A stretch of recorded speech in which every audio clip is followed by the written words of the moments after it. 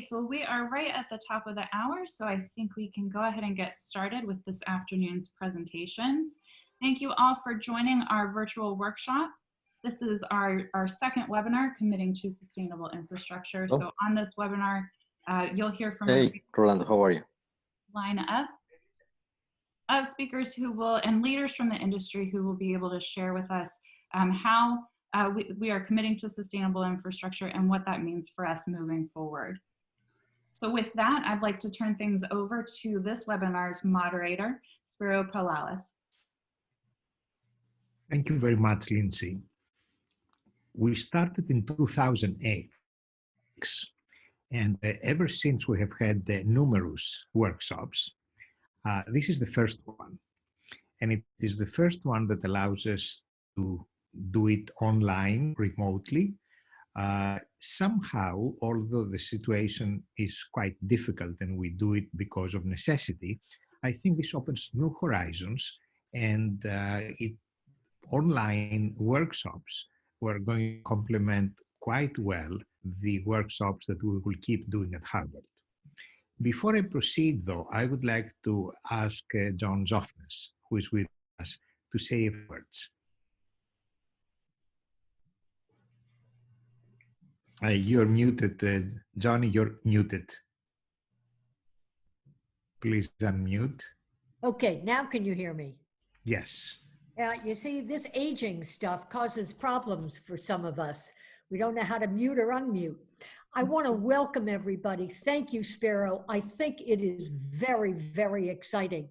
There are over 200 people in the non-video participants, which is pretty darn impressive. Both Paul and I thank you all for spending the next 2 hours with us. It is very exciting. However, I'm not going to be fun talking with you for a couple of minutes, because what I suggested to Spiro is that when I wear my other hat as a psychotherapist, I wanted to give you a few suggestions as to how we can cope with what is going on right now in our world. I apologize to those of you who heard me this morning. You can go get some more coffee while I give everybody else a few suggestions that I have, both for yourself, your spouse, your partners, your children, your parents, your friends and colleagues during this very, very trying time, especially when you're not preoccupied with our webinar. We are clearly in a crisis, which is defined as a state of disruption, a change in homeostasis. Each and every one of us handles crises differently.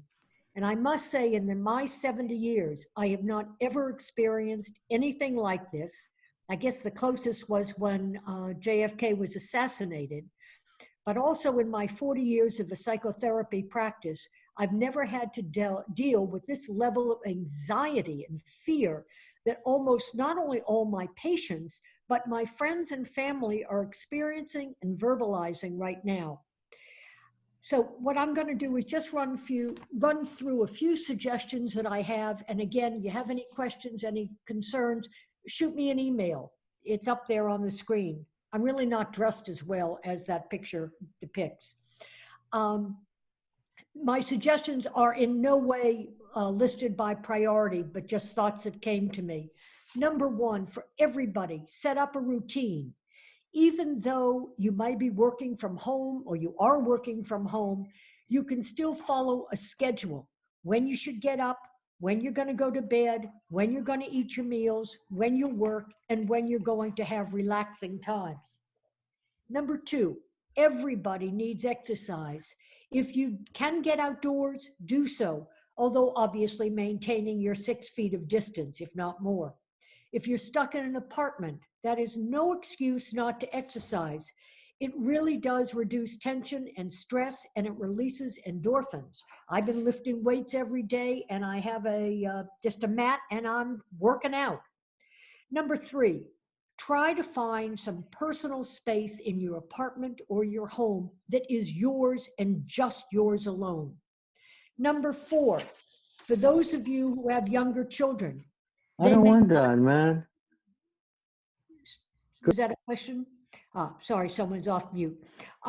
If you do have those kids, make sure that they can't articulate their concerns, but they are magnets for picking up our own stress and our own anxiety. So try to reassure and also to comfort them as much as you can.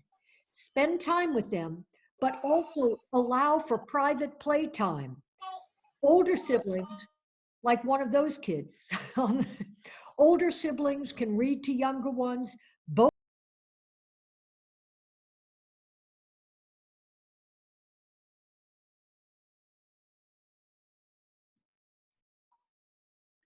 Spirit, it looks like we have lost Joan momentarily. We can hold to see if she's able to hop back on here with us shortly. Can you hear me? Hi, Joan, there you are. Okay, where did you lose me? Did you lose me with little kids? We lost you with little kids. Okay, for little kids, reassure them and remember they are magnets for picking up any of your anxiety. So be very careful with that. Use your older siblings to interact with the younger ones, read with them, or make a play together. And remember, if all is lost, relax and put on the TV, cartoons or something else appropriate for the age. Next, we are married for better or worse, but not for lunch. Try to respect that we each cope differently. Some hold in their anxiety, but take it out on others. Others show their emotions openly. Some family members are not necessarily taking this as seriously. I just got off a call with this was the problem. If you are on a different trajectory in terms of anxiety and safety, come up with ways to keep yourself safe rather than nagging. Now, teenagers are a tough population, but it is our responsibility to set limits on their high-risk behavior, as going out to hang out can bring illness home right now. Encourage them to hang out electronically, what they wanted to do anyway. And as Mike Sanyo shared with me just a couple of minutes ago, his son is building a skateboard in the basement. What could be better than that? Reach out via phone, computer, whatever, to check in and share with family, friends, colleagues, and use FaceTime to connect with those whom you cannot hug right now. Hugging is important, even if it's just virtual. Como this morning spoke and pointed out the issue of being isolated and how the impact of isolation can be toxic. So reach out, make the effort. Next point, just a couple more.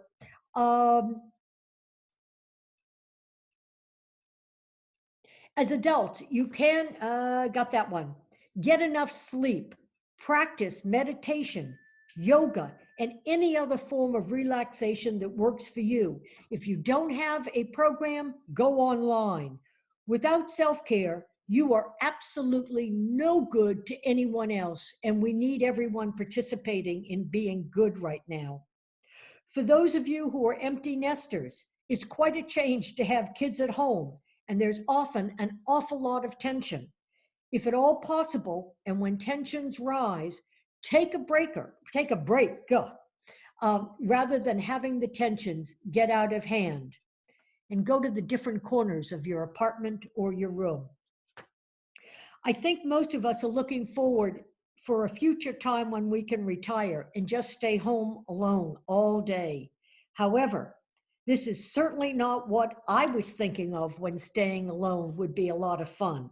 So remember, try to see the plus side of quiet time. Read, pick up an instrument that may be gathering dust in the corner of your house. Also, practice a new language on the internet. I have a friend who started to study algebra again. Pick up a new book. Speaking of which, audible.com is now providing free access. But make time for yourself. If you have other questions, other personal issues, feel free to email me at docsoff@gmail.com.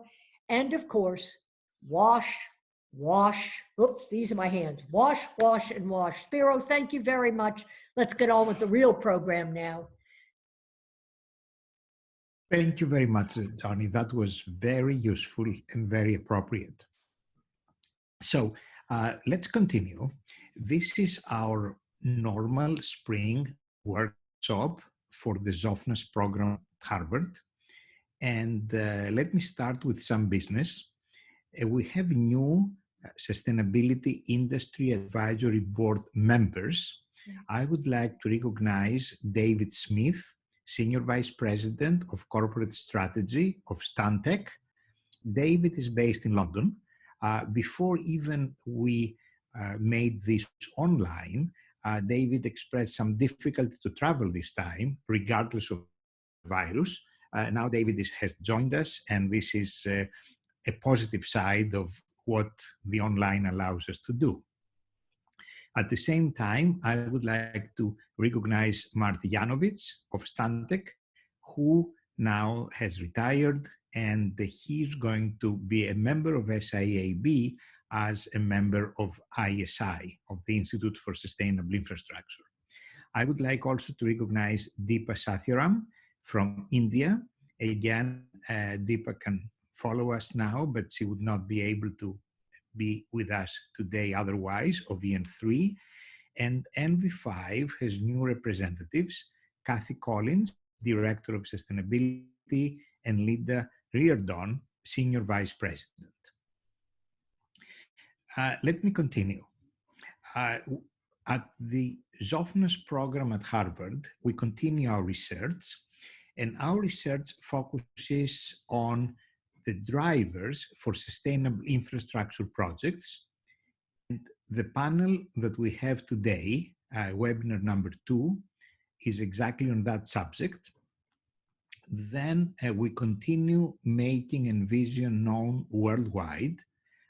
Our ties with the United Nations Environmental Programme and the United Nations European Commission for the Environment allows us to travel with them and meet high officials in many countries of the world.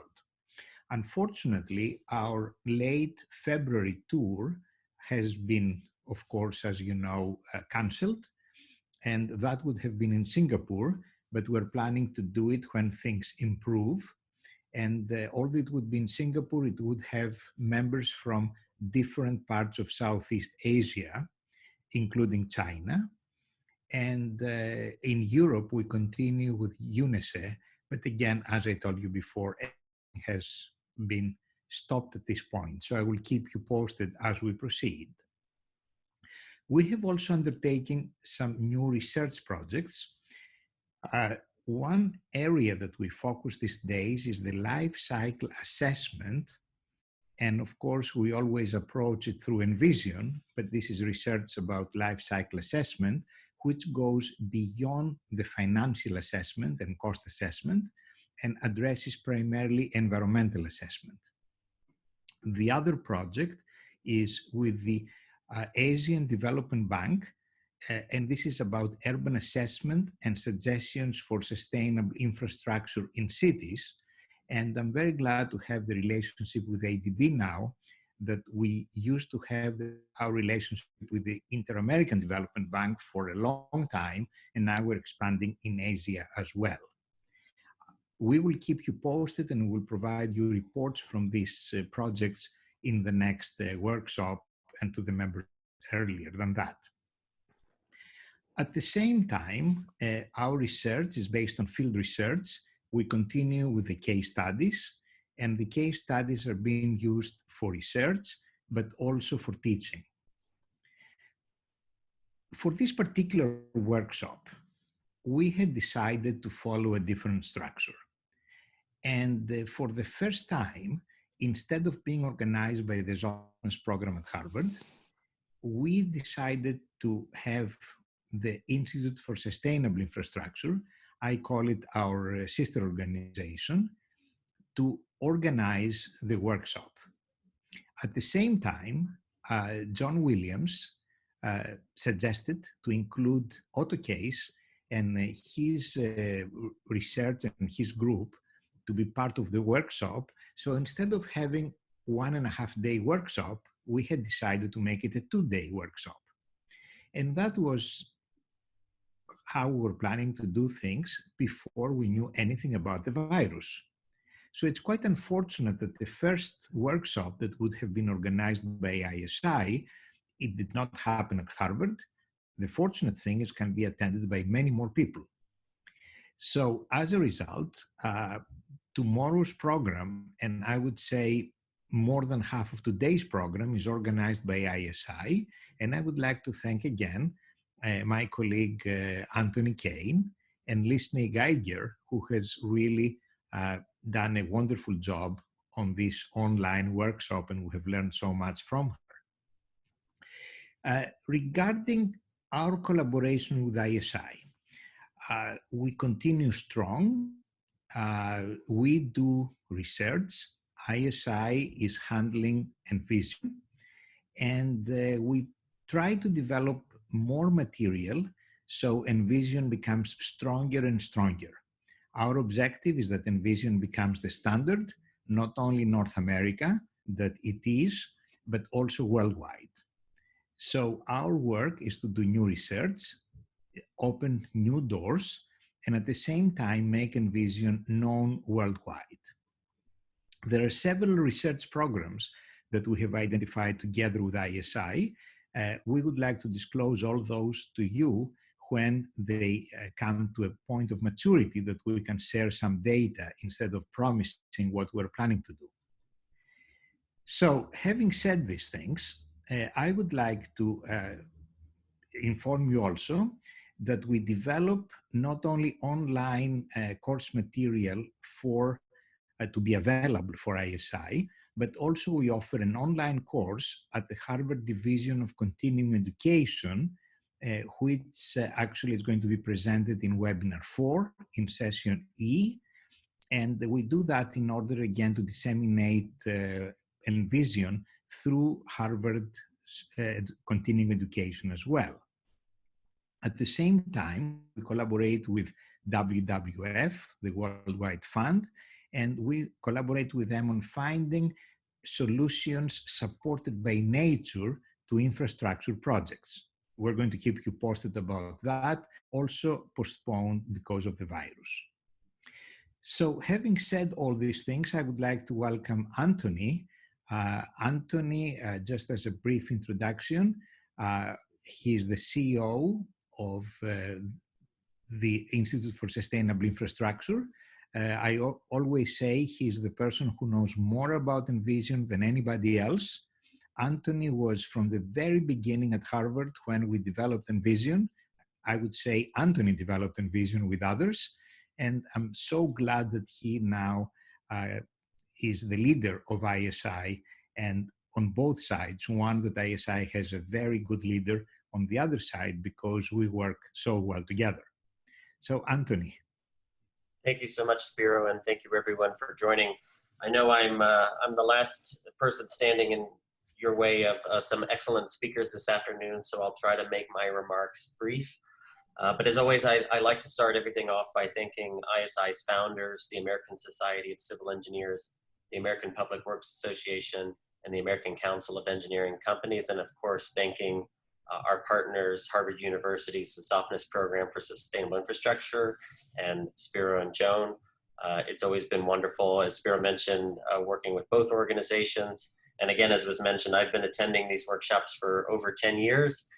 And it's great that in this virtual one, we now have over 260 people attending. We also had 260 this morning. That's incredible. I think a silver lining in what's going on right now. I'd also like to just make a special mention of support to ICMQ, the Italian certification body. They are our partners in applying Envision in Italy. They're based out of Milan. And so as you understand, they're dealing with the worst of this crisis. I did speak with Lorenzo, their CEO, and as of now, everyone there is safe, and we hope it stays that way, but we're thinking of them right now as they deal with the worst of this.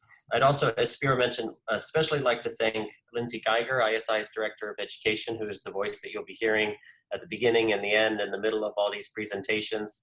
We were making a joke internally that she's too modest to introduce herself, and I think, Lindsey, you may have missed that one again. So I'll introduce her. Lindsey is a wonderful part of ISI. I'd also like to thank Judith Rodriguez of Harvard University, who have put this together. Not only did they put together an incredible workshop, but they put together an incredible workshop that was meant to be in person, and in a very short amount of time spun it around to this virtual webinar that's been very successful so far. For those of you who are able to attend the morning session, you may notice a theme. We started with making the economic case for sustainability. This afternoon, you'll hear more about the importance of making strong commitments to sustainability. And then if you're planning to attend the webinars tomorrow, we have sessions on planning and implementation, as well as a sort of additional fourth webinar tomorrow afternoon on supporting implementation practices through education. So I think it's provided a pretty comprehensive view on a lot of very important sustainability topics. And I'll just say, for those of you who were in the morning session, I apologize for repeating myself, but I think to Joan's comments, it's important during this time to also find some reasons for hope, even in the face of crisis. And ISI's board chair, John Williams, this morning had a call to action that, while right now the focus is on minimizing the spread of the disease and minimizing loss of life, we know that there will be an end to this, that will rebound, and that when we get to that point, I know all of us on this call are extremely committed and should commit internally that we will insist that sustainable and resilient infrastructure is the way forward, especially in this time of crisis. And I think that's something to be hopeful for. I'm also very hopeful that we operate in an industry that perseveres. So in addition to the amazing healthcare workers and the food supply workers who are keeping us safe, we all know a lot of people who are working today to make sure we have water, that we have energy, that we have the telecommunication systems that are allowing us to meet. And while we're all, a lot of jokes about having to stay inside, it would be a lot worse without electricity and without telecommunications. So I'm really appreciative of that. I know another reason to hope is that we've all heard these stories of the environmental rebound. It's incredible that with human activity being temporarily reduced, we see nature coming back, the earth restoring itself. That's a really wonderful thing, and I hope we carry that message with us even after we come out of this. I think we're also learning a little bit about our behavior and our consumption practices. We're learning, do we really need to consume as much, to travel as much as we did before? And I hope that when this is all over, we'll take some of those lessons with us. And then finally, I think there's a global consciousness that will come from this. And I hope we'll remember it once the restrictions are lifted. But I think people in general are appreciating the interconnected nature of the world that we live in. It's something that as sustainability professionals, we've all been aware of and supportive of and advocates for. But I think the broader population is now also understanding this important role of the interconnected nature of our planet. So with that, I'll be quiet and thank you all again for coming, and we'll move on to, again, our excellent series of speakers today. Thank you. Thank you very much, Anthony.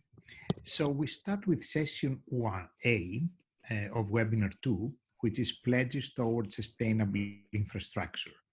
Our speakers are Chris Liban, LAA Metro First Chief Sustainability Officer, and Tom Lewis, President of the Federal Programs and Logistics of WSP. Before I give actually the podium to Chris and Tom, I would like to say that along the lines that John Williams mentioned this morning and what Anthony Kane said a few minutes ago, we expect to see a reversal of our fortune. And if we go back in 2008, we saw that the Recovery Act at the federal level requested that federal buildings at that time, they should start again. They gave a lot of money that they had to be committed almost immediately, what they called shovel ready. But one of the requirements was to have them built sustainably and be sustainable. It was a big push to see photovoltaics, to see green roofs, to see insulation, to see net zero buildings. What we're going to hear now from Tom and Chris is that something similar, they are being prepared to address So when more money comes for infrastructure, the infrastructure that comes after this crisis we are now, let's hope that people listen to Chris and Tom and many others, and the requirement of the government is to have sustainable infrastructure being built the same way that in the Recovery Act they were asking and enforcing sustainable buildings. So having said that, I would like to ask, I believe, Chris, you go first. Is that correct? Yeah, I think so. Or they see on the right of the picture, but go ahead. Yeah, it says you cannot start screen share. Okay, let's see. I presume that everybody's seeing my slides. Not yet. Will you try the screen share again? Because I just let it go. So you should be able to pick it up. Okay, there you go. Yeah, while I'm doing this, thank you so much, everybody, for the opportunity to be here this morning, and in this very unique situation that we're here today. As an old Chinese saying goes, as long as there is hope, previous hardships are nothing. So I am with you, and I share with you the sentiments that have been shared so far. So what I'm going to do today is I'm going to provide just a brief overview of not only what we as an organization, the Los Angeles County Metropolitan Transportation Authority, are doing through some examples, but discuss with you in general, why sustainability is very important to us, why this creates a lot of value not only to our organization but also to our constituents here in LA County. And what I'm hoping to achieve with this is that at the end of my presentation is elicit some thoughts from you for you to ask some questions on how we can not only do these programs better, but for us to think about working together better. So that's pretty much my goal for this afternoon. For those who are not familiar, LA County Metro is the transportation agency that plans, constructs, and operates the transportation system here in LA County. While on the surface, we are pretty much a niche organization.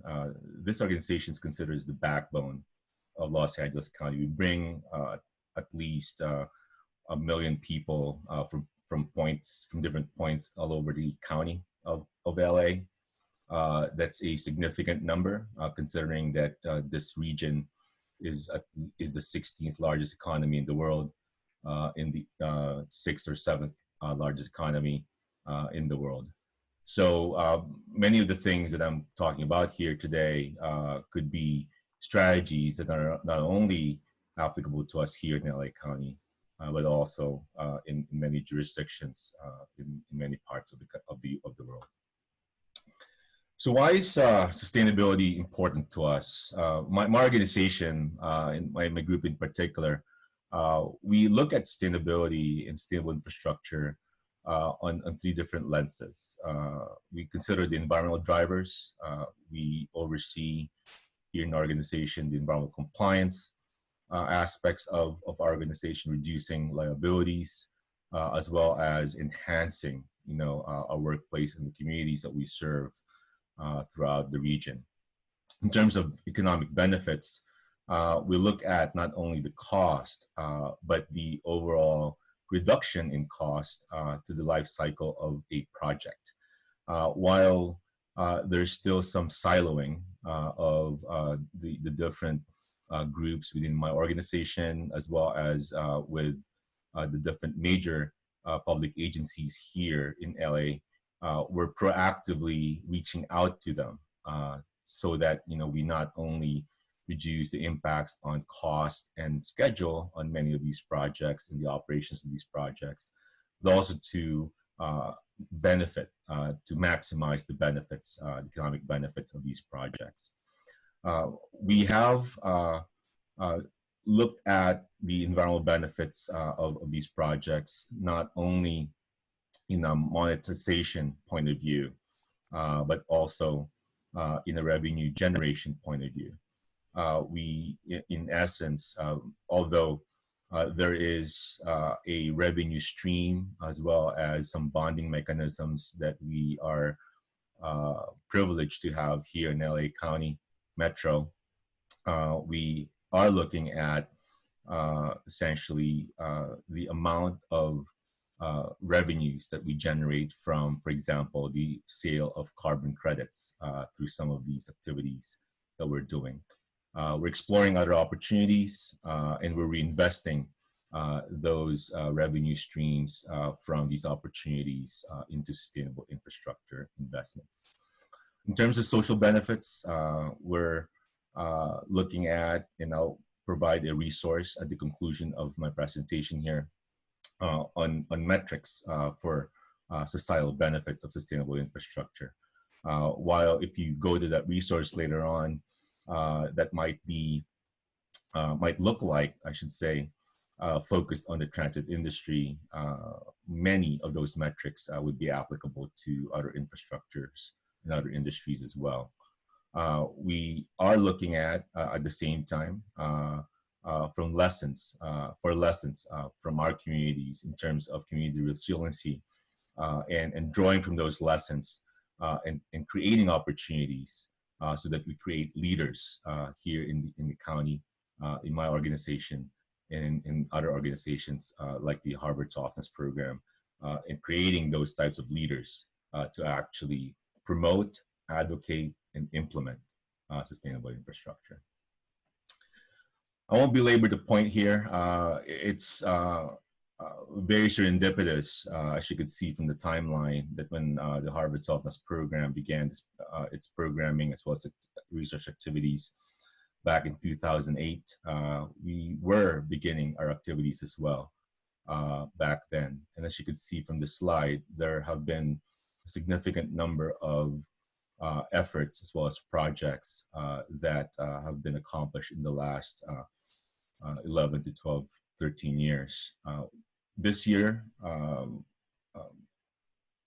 we're not 100% sure if we're going to achieve it because of the constraints that we have right now, but we have programmed up to 185 unique projects focusing not only on environment, finance, social, but other collaborative efforts across the nation. In terms of current best practices, I just wanted to provide you with this menu of best practices that have been developed over the course of many years. Not only are there policies that have been developed, that not only have there been committees that have been developed, programs, but at the same time, you know, because of the lack of specific guidelines, standards, as well as processes and protocols, we have developed in-house many specifications and technical requirements that we have since implemented throughout our projects. Just to put another perspective on LA Metro, we have a currently approximately $140 billion program in our organization. And as I speak to you right now, we are currently supporting around $20 billion worth of infrastructure projects. Those projects are pretty much governed by all of these different current practices that you see in front of you. One of the things that we have been uniquely investing in, specifically on the program side, are two efforts. One is the Sustainable Acquisition Program that was developed by our staff through my department, as well as through the procurement department and approved by the board. And the Sustainable Acquisition Program is one of its kind, if not in California, at least in the United States, to actually look at not only promoting sustainable infrastructure as a principle in contracting requirements, but at the same time providing guidance, again, absent any particular codes, any particular standards, providing guidance on how we can actually achieve sustainable infrastructure through the procurement process. I also wanted to highlight the Growing the Greener Workforce Program, MECA, the Metro Environmental Compliance Awareness Program, wherein we have actively solicited the input of the associated general contracting community, as well as the engineering community, and as well as organizations like ISI, US Green Building Council, LA, and for us to work together, not only honing the skills of those professionals as well as constructors, but at the same time making everybody aware not only of the vision of LA Metro, but also of how and why we're implementing these programs. I want to shift a little bit into incorporating climate change into design. I had the privilege to be part of the Climate Safe Commission here in California. And the legislation that's governing or that governed the Climate Safe Commission pretty much pretty much has mandated that we examine incorporation, integration of climate change into design. And what that group had come up with is the figure that you see on the bottom of the slide, wherein climate scientists, as well as engineers and design professionals have gotten together in the same room, made recommendations on how to proceed with those with this process that you see on the bottom of the slide. Particularly here in our organization, we have operationalized that principle into what you see here on your screen. What we have done there is that, in terms of initially a design bid build process, we have evolved to a design build process, and now we're going into construction manager, general contractor delivery method.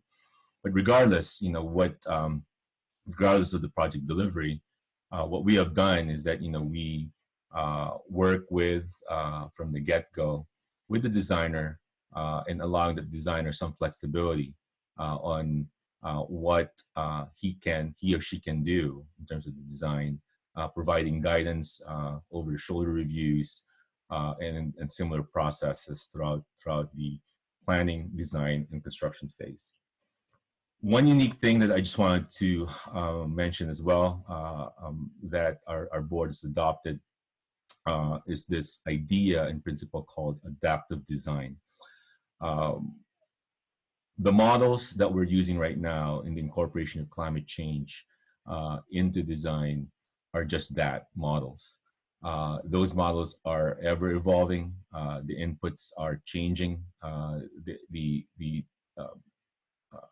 The accuracy as well as the information that's coming in changes over time.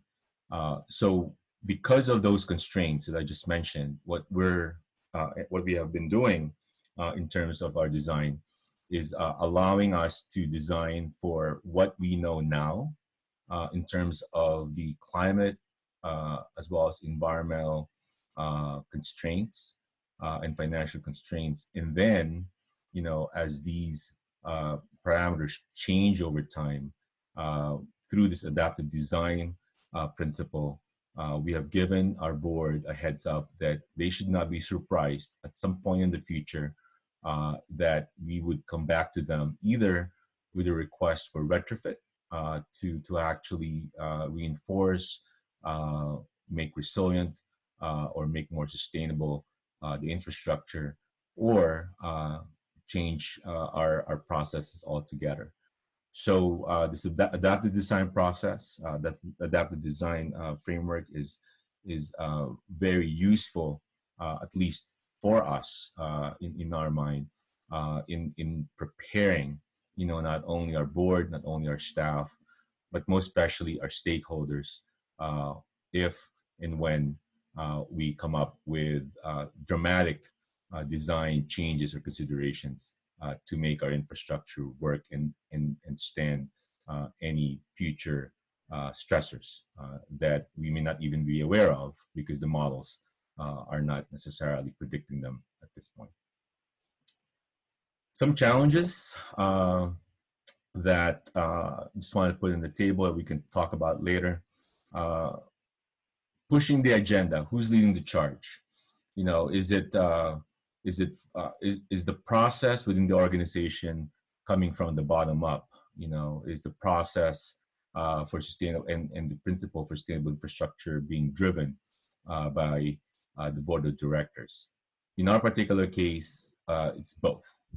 In many organizations, it's one or the other. The commitment of the board to this has manifested itself in the procurement of a chief sustainability officer, one of I think the only two in the whole country right now for transit agencies. But we're unique in the sense that, you know, we are looking at this not only through a policy lens, but most importantly through an engineering lens. The second challenge that I want to put out there is this challenge for the business case for sustainability. You know, what is the metric that needs to be considered? You know, and you've heard from this morning, you know, some of the tools and some of the considerations on the business case for sustainability. Workforce development is another issue. A lot of people, a lot of us really like new shiny things, but many of these conversations that are happening out there right now do not necessarily look at the transition, you know, that our workforce needs to do in order to not only build, not only maintain, but also operate the new technologies. And, you know, for an organization like ours, and maybe the public sector in general, you know, many of us really love our jobs in the public sector. We stay there for a long period of time. And it's very common for us, for example, to have people working in our organization who've been working with us, you know, for 30, 40, 50 years. You know, many of these folks with newer technology, with the acceleration of the adoption of new technology, it begs the question, you know, what do we do and how do we actually accelerate the development of those folks to work with the new technology? Profitability in the context of change is another challenge out there. One of the things that I always tell people when, especially when I deal with the private sector, is that, you know, my goal in my organization, my goal in my programs is to create and to advocate and implement for the greater public good.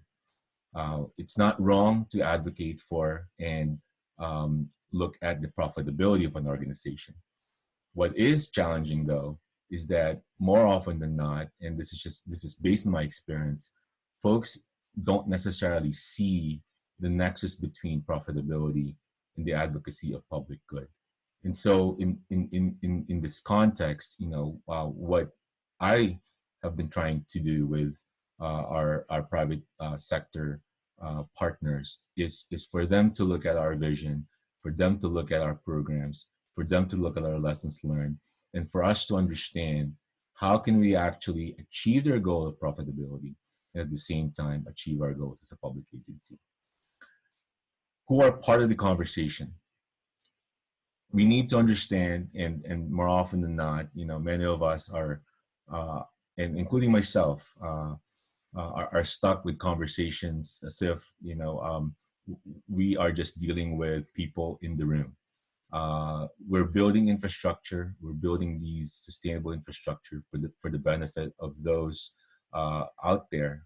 In our particular case, the users of our public transportation system, the users of our of the housing stock that's being built in our stations for our stakeholders. You know, consideration should be put in many of these conversations, and putting ourselves in the shoes of those people who are benefiting and continually going to benefit from what we're trying to do should be at the back of our minds. And then, I just put it in here. I thought this was an error, when I say, how are our assumptions going to chance given a COVID-19 world? Initially, I thought the word chance was supposed to be changed. But, I said, well, let me keep it as chance. We are in an uncertain world. Many of the things I've talked about so far have been on an assumption prior to only about a month ago. Things are changing so fast here in my organization. We're constantly trying to get ahead of the issues that we're dealing with daily.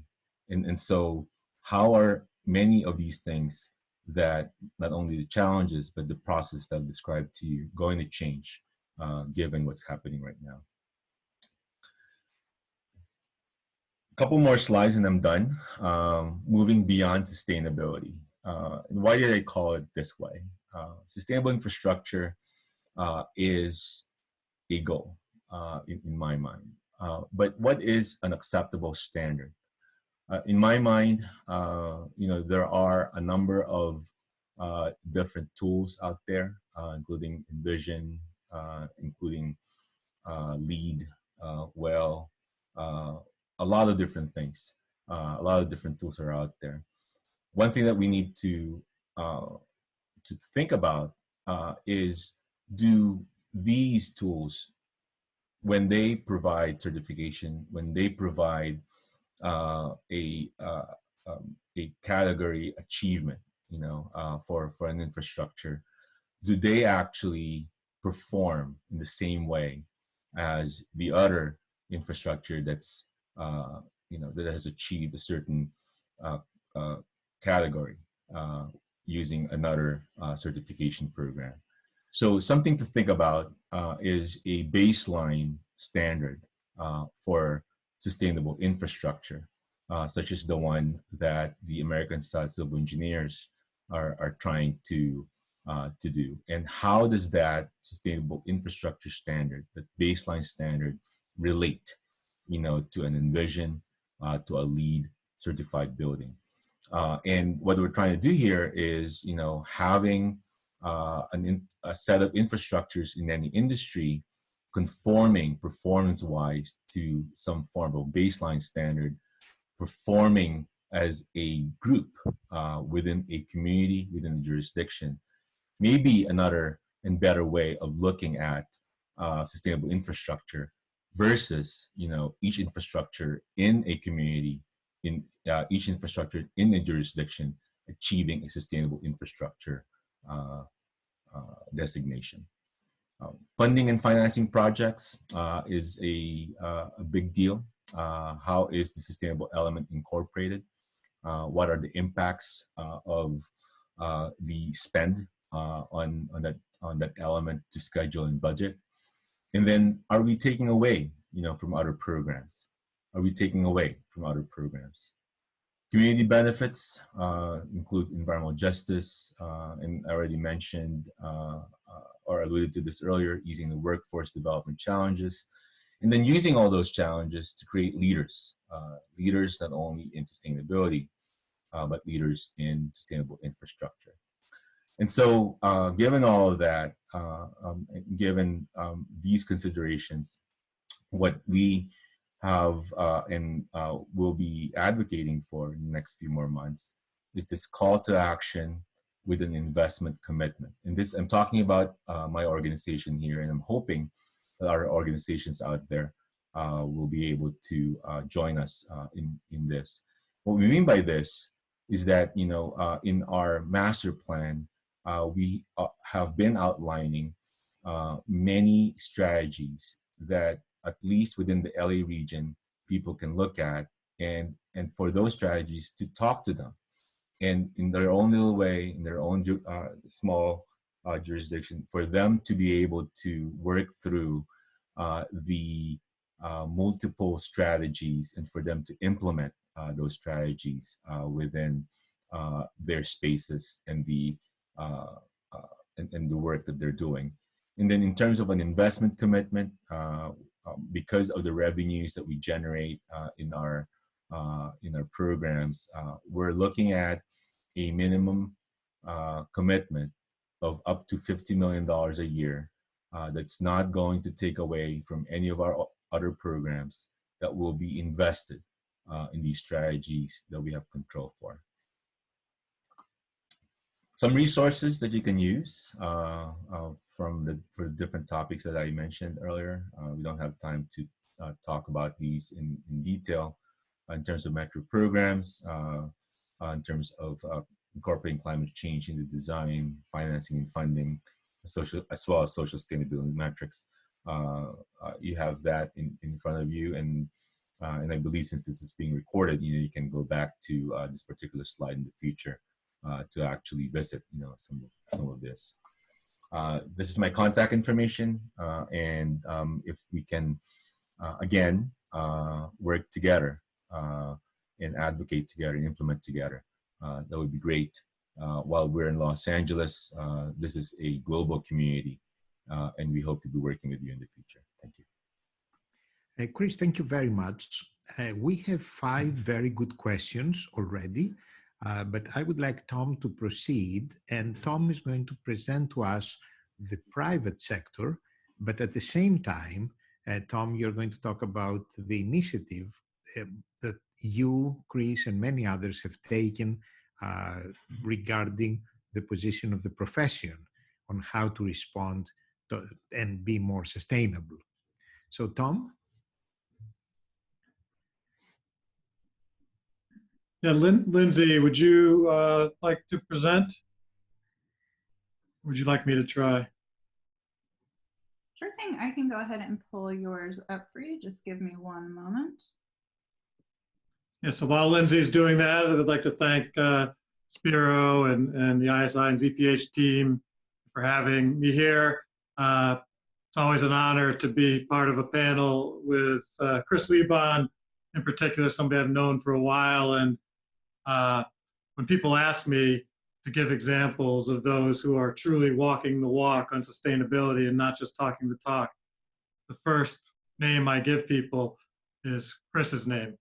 I think not just for public sector, clearly a leader in the public sector, but I would say a leader overall globally in terms of how to do sustainability right. So encourage anybody to ask Chris questions and drill deeper into how they've done it at LA Metro, because I do think it's an absolutely exemplary program, and Chris is an exemplary leader.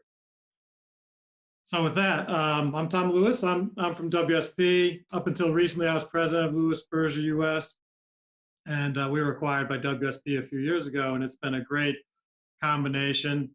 And now I'm focused on federal programs and logistics, which of course, right now we're very busy. We're the lead for our company on all the COVID-19 response. So it has certainly changed all of our worlds.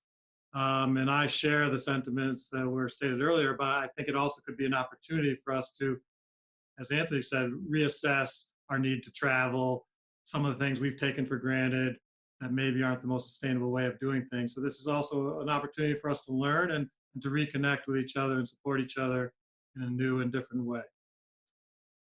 You go to the first slide, please, Lindsay.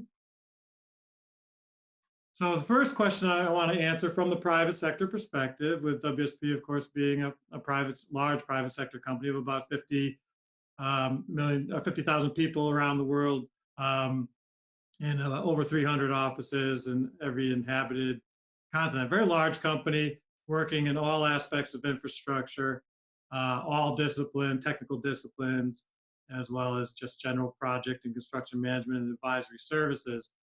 So it's a company that clearly has a lot to offer with regard to sustainability, but also because it's so large and involved, also is in a position to show leadership with regard to sustainability. And so one of the things that I was asked to focus on was why are we committed at WSP to sustainability? And really there are multiple benefits to a private sector company. First, coming off of Chris's presentation with LA Metro being one of the largest infrastructure clients in the United States right now in terms of the size of its capital program, it's an opportunity to align with like-minded clients who are progressive, who are doing good things. And that admittedly also is a revenue generation opportunity for the private sector. Next, it truly is a talent recruitment, talent retention benefit. And that is especially true for the younger generations, for the future leaders of our organizations. I've seen it over and over again where someone we hire comes in and says, you know, I was torn between you and another company, and one of the reasons I came is because I see what you're doing with regard to sustainability, resilience, climate action, and I want to be part of that. Tied into that, of course, is the corporate social responsibility element of it. When we engage with our communities, what you have to do when you're doing infrastructure projects, you have so much more credibility if you are truly out there doing more than just finding revenue and generating profits. You're also truly living it with them, engaging and making sure that you're a part of the communities where you live and work. And that's especially true for the larger urban centers, coastal areas, most vulnerable of the societies, where oftentimes as large companies, that's where our offices also happen to be as well. Next, of course, yes, there is increased shareholder value that comes out of this, return on investment. And that is especially true over the long term, but can even be true over the short term. And lastly, as Spiro mentioned, I'll talk again on the last slide, it's an opportunity to be part of networks and coalitions with other people who you can share ideas with, who you can pull energy from, who you can really get support in so many different ways from, and do much greater things together that you could ever do separately. And so as a lead into the next presentation by Jerry Buckwalter, I'll talk about that a little bit more on the last slide. You can go to the next slide, Lindsay.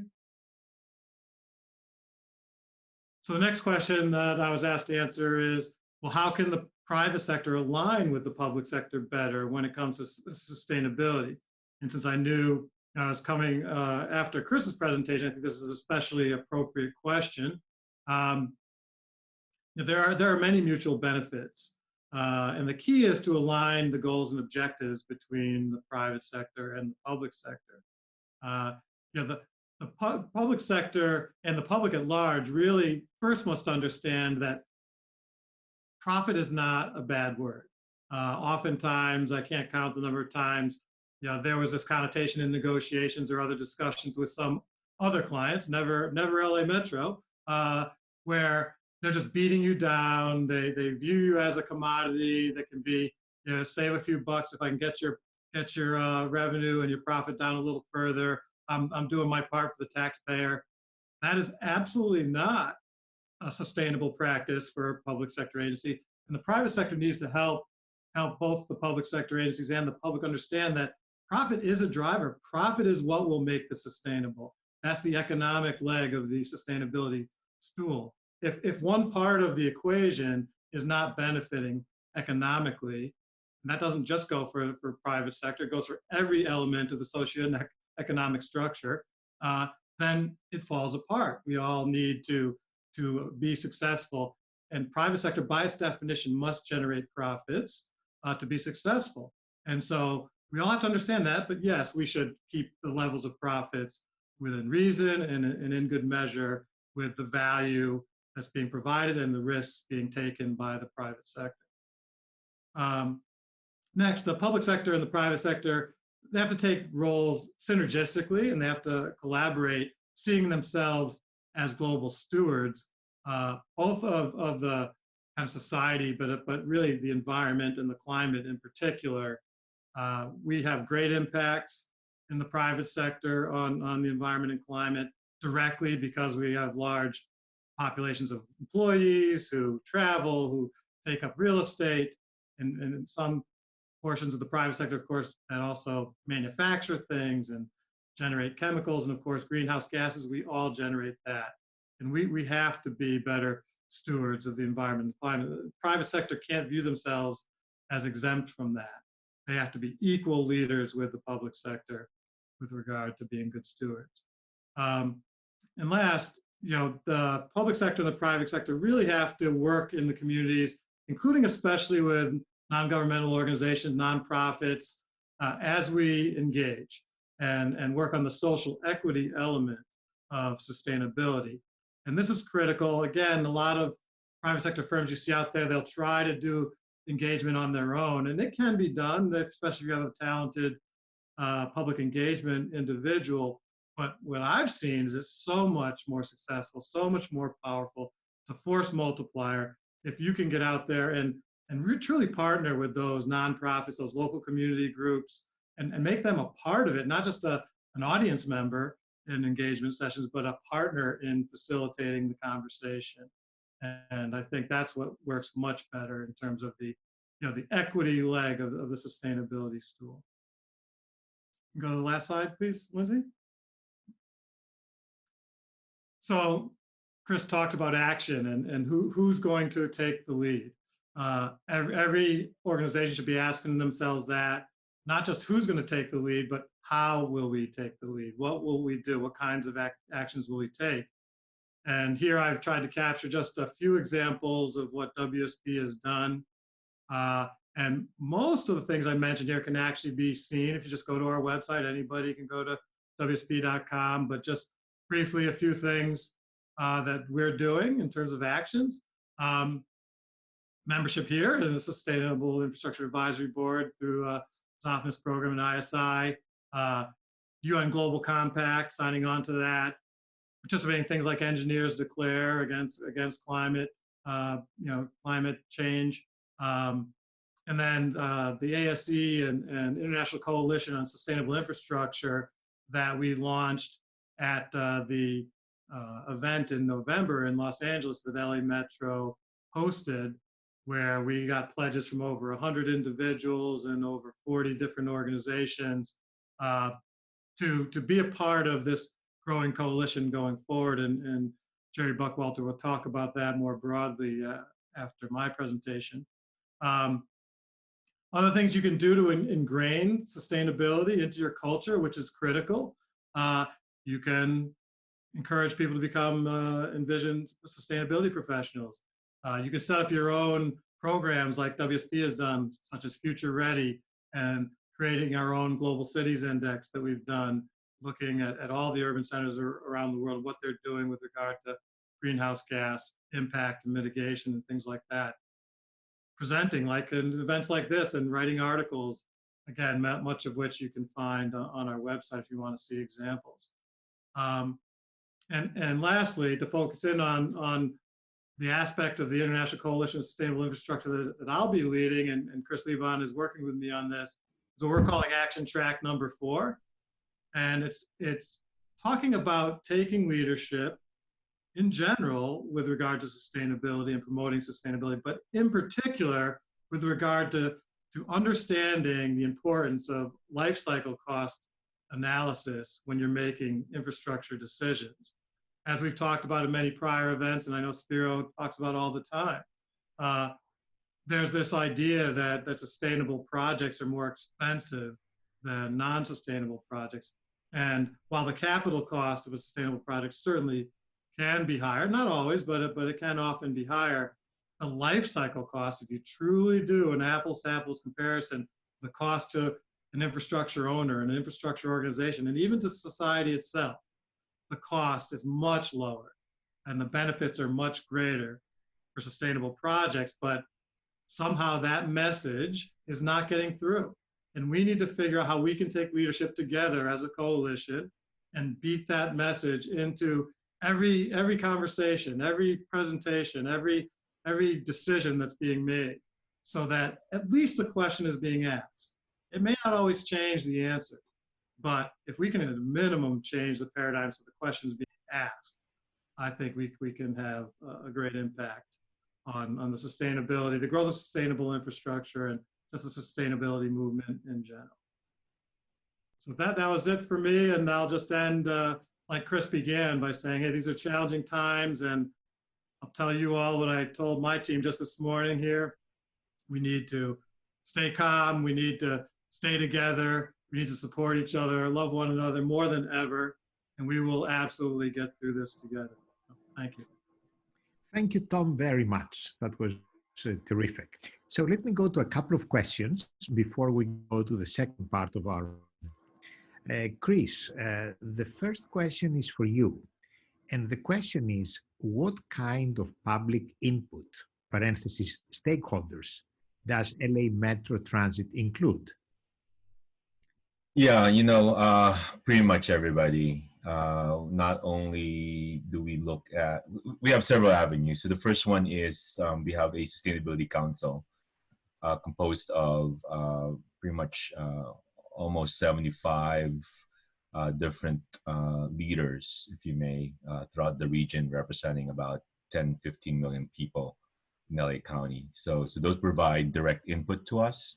We meet with them on a regular basis, at least once every 2 months. We also seek input in terms of our board members, in terms of the general public through the environmental clearance process, and then unsolicited inputs as well. Ever since I got appointed to the Chief Sustainability Officer position, I not only had been receiving my typical questions from the general public, but folks have ideas that they want us to look at as well. So multiple fronts, different leaders and different avenues, and pretty much it's everybody. And then one unique thing, one last thing, Spiro. As a transit rider myself, I also seek direct input from the people I ride with in the bus or the train. Experience the same pain as they experience, and not only on our system, but also in my community. I try to seek input as well directly from those people. Grace, thank you so much. This is so telling that you ride your own actually transport system and you seek input from your own people. This is terrific leadership. Let's proceed. Tom, there is a question for you.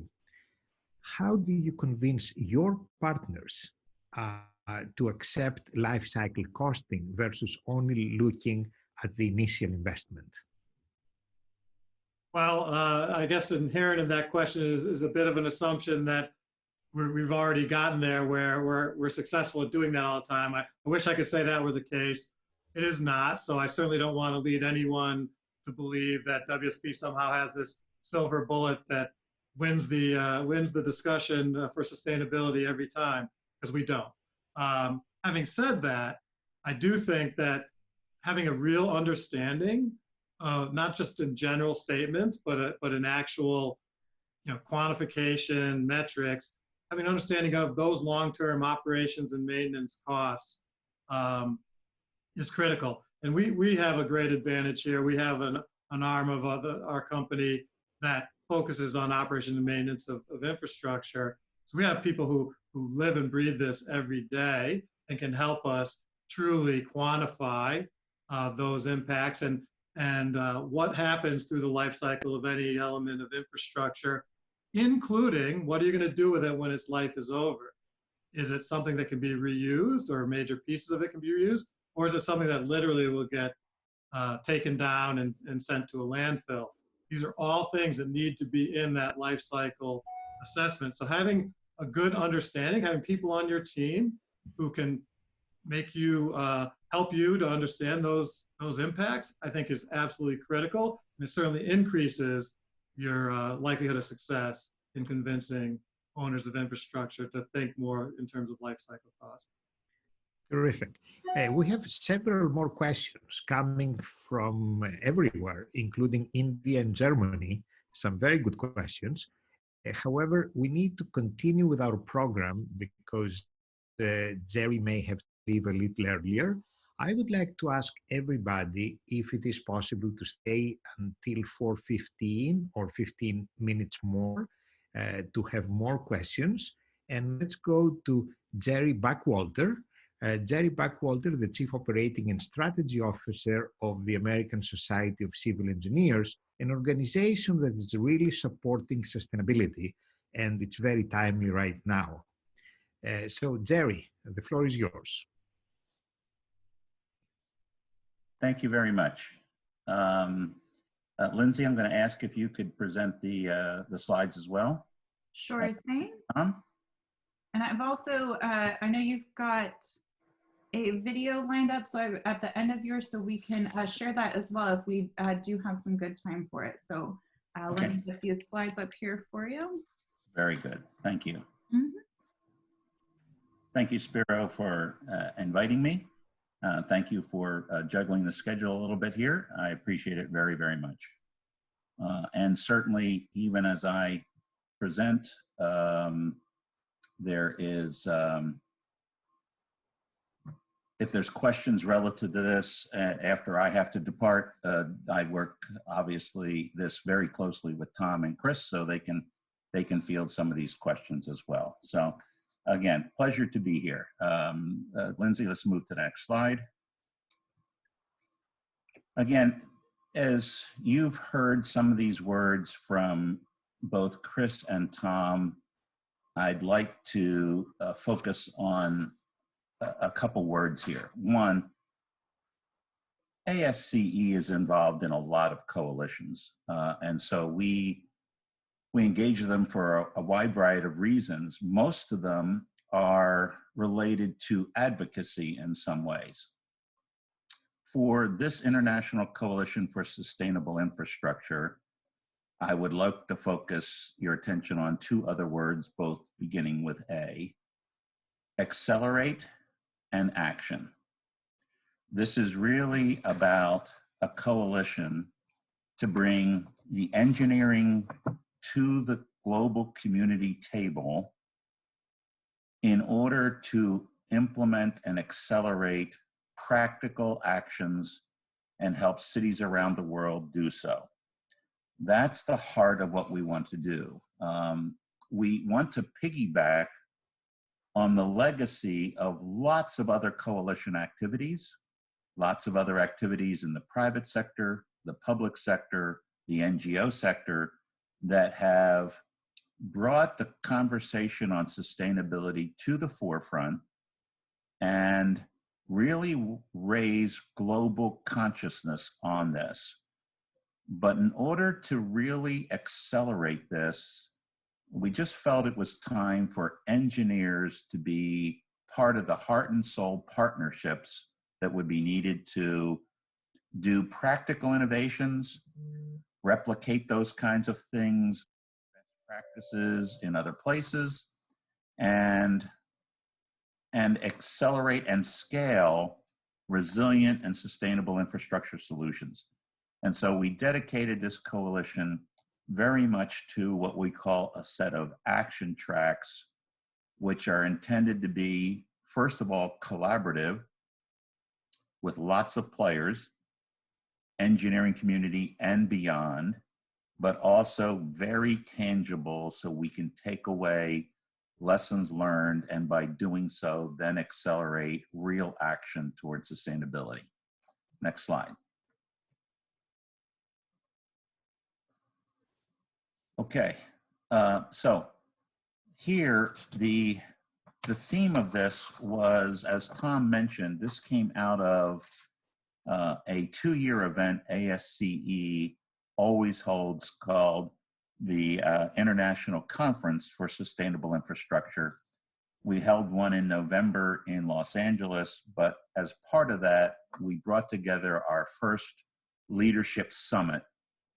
We did that together hand in hand with the Global Covenant of Mayors and Resilient Shift. We kind of manage for convenience as a lead among the leaders of that coalition activities, but we'll be expanding it as rapidly as possible to include additional partners. And so let me build out on that. Tom mentioned one of the action tracks, which he and Chris are leading, which are kind of the leadership and life cycle cost action track. That's the 4th one that I list here. But let me talk about the other 3. We want to do some very practical things. So we want to talk about financing. There, Tom mentioned how some of the barriers are there because of the perceived higher initial costs, the non-recurring engineering, if you will. And that actually is not the case when you look at it from a life cycle standpoint. In addition, financing has a corollary to this problem. So Global Covenant of Mayors have a gap fund that they've initiated to bring in other kinds of money, other investments in order to launch sustainable projects at cities around the world. As I think about Tom's comment, financing is such a critical piece of this. And let me pull that thread just a little bit further. So many public entities do this by floating bond issues. In the United States, unlike some other countries, when you float a bond for infrastructure, you're actually prohibited from financing the life cycle financial requirements of the project. Hence, is it any surprise that we end up with crumbling infrastructure 10, 20, 50 years down the road? So financing becomes an integral conversation if we're truly going to do sustainable costs, sustainable projects, because those require a life cycle view of the financial picture. Otherwise, we allow those headwinds of misperception to get in our way. The second action track, and so Global Covenant of Mayors will kind of lead that action track. On the standard side, Resilient Shift will do this, which was born out of the Lloyd's Registry in London. And they will focus, as they are, on putting together some of the best-in-class global standards so that there's some guideposts. We will blend that with the standards that are emerging from ASCE's Committee on Sustainability, which Chris Liban leads.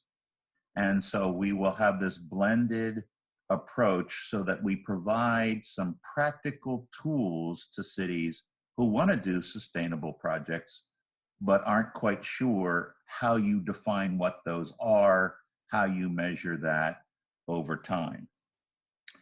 I will lead a track, and so Resilient Shift will lead that track. I will lead a track on innovation, which is partly due to a project that we have here at ASCE called the Future World Vision Project, but it's really about how to define in very creative ways what sustainability can be. There's this value tension between all of the global changes that are happening, its impact on infrastructure, its impact on the engineering profession, and how you think about using infrastructure via a different concept of operations, let alone technical advances, and how you create more rapid, innovative adoption methodologies so that we don't let safety of infrastructure, which is of paramount importance, become the enemy of innovation.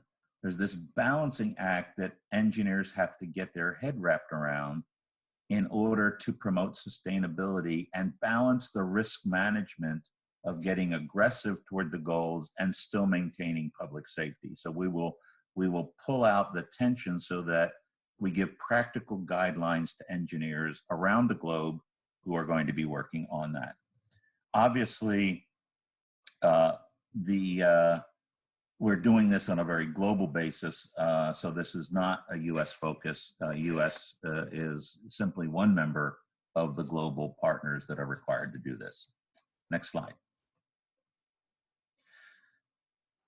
The objectives, we really do want to share knowledge in a more practical, implementable, actionable level of global best practices. We really want the owners and operators of infrastructure, whether they be city leaders in the public sector or whether they be private owner operators, we want all of them to actually have a very thoughtful connection to the engineering professionals so that we put practical examples out for everybody to use as guidelines. We want to talk about the standards, we want to talk about the financing, and the innovative practices. Those last 3 bullets I kind of already teased out by definition of those action tracks in the previous slide. Next slide. Really, we also want to accomplish some benefits. One, the 3 of us, ASCE, Global Covenant of Mayors, and Resilience Shift, along with a partnership with LA Metro, WSP, that's why Chris and Tom are a key part of this, and we will expand it to more very rapidly. We want to bring focus to the practical things we are already all doing. For instance, I will say, as it applies to this forum, ASCE has embraced this as a critical thing. I mean, if you look at ASCE's Code of Ethics, Canon 1, I'm just going to read it for you. Engineers shall hold paramount the safety, health, and welfare of the public, and shall strive to comply with the principles of sustainable development in the performance of all their professional duties.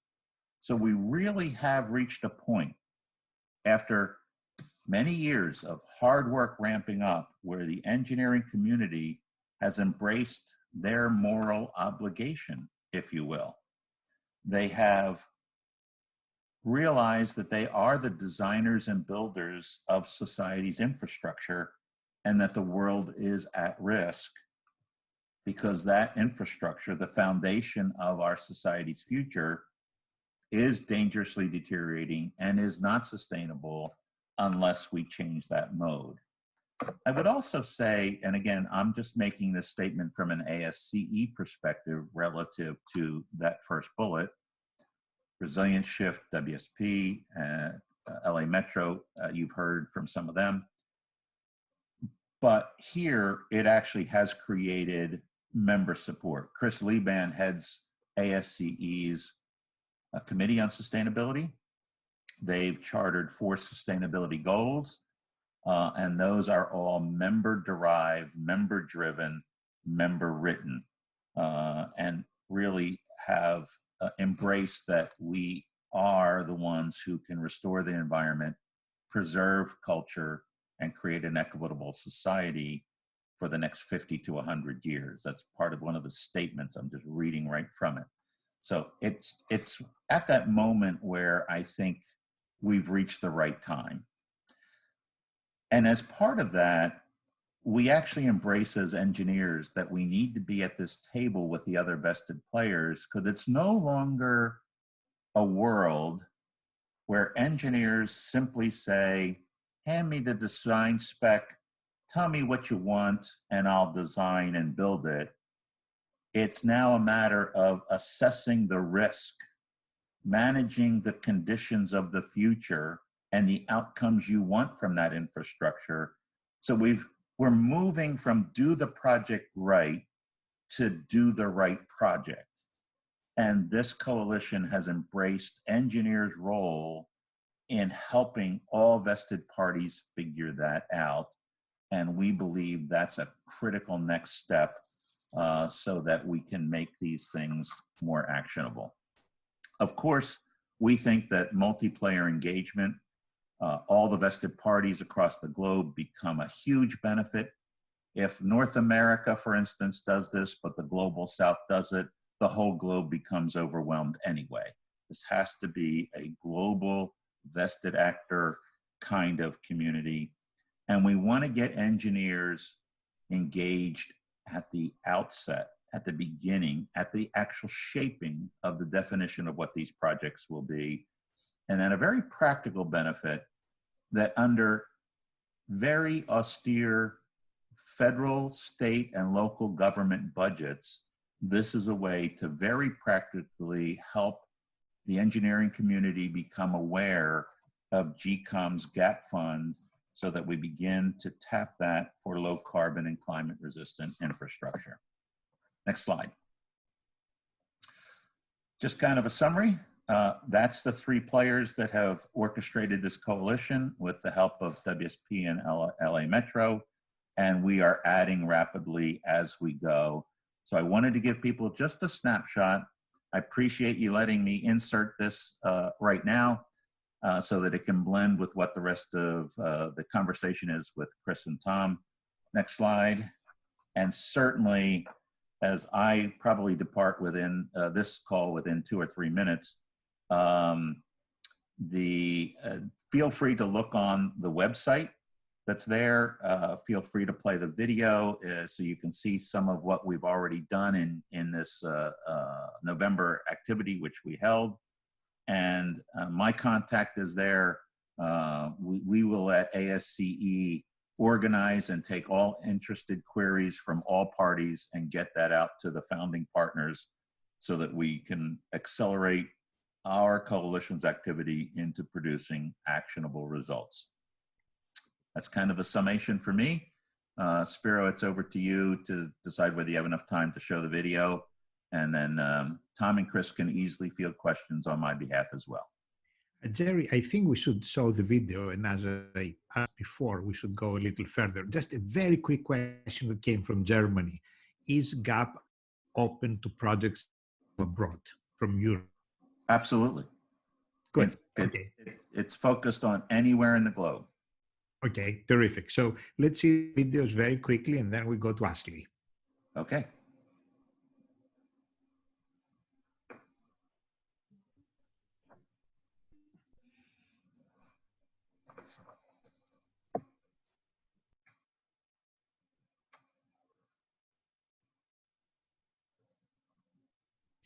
We have no voice at the moment. Start improving our infrastructure to protect our people, our citizens, our communities as we move forward. The overarching objective of the summit was to create action tracks and basically create a coalition for sustainable infrastructure with engineers at the center of it. So science is great, but it's not the doing part of society. The engineering fraternity who are gathered here today are the doing parts. I believe the community that has convened here over these 3 days has the ability not only to do and pick up on that message, but to do it at the rapid and unprecedented scale that the science is pointing to. The opportunity in a conference or a summit like this is to bring that community together with other stakeholder groups like engineers, like the financial community, and not just have a public-facing discussion, but really drill down into what the opportunities and the real potential is for collaboration and for action. So that we were actually looking at the same problem, but through many different lenses instead of just the engineering lens. We need the engineering solutions, we need the political leadership, we need that partnership coming together to protect our communities. We need bold leadership, we need action, and those two things are connected. We need all of them to be signed on to this commitment for change.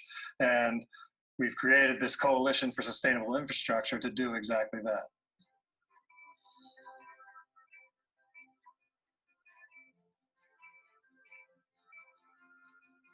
So this summit's been fantastic. I feel hugely optimistic that engineers are going to save the world.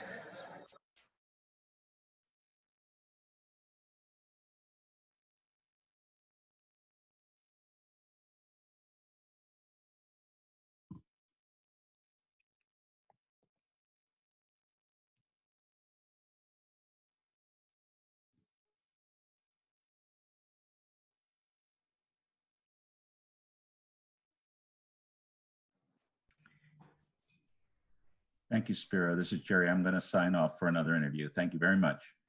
Very good, Jerry. Thank you very much. We really appreciate that. And we follow next time. So Ashley, are you ready to go?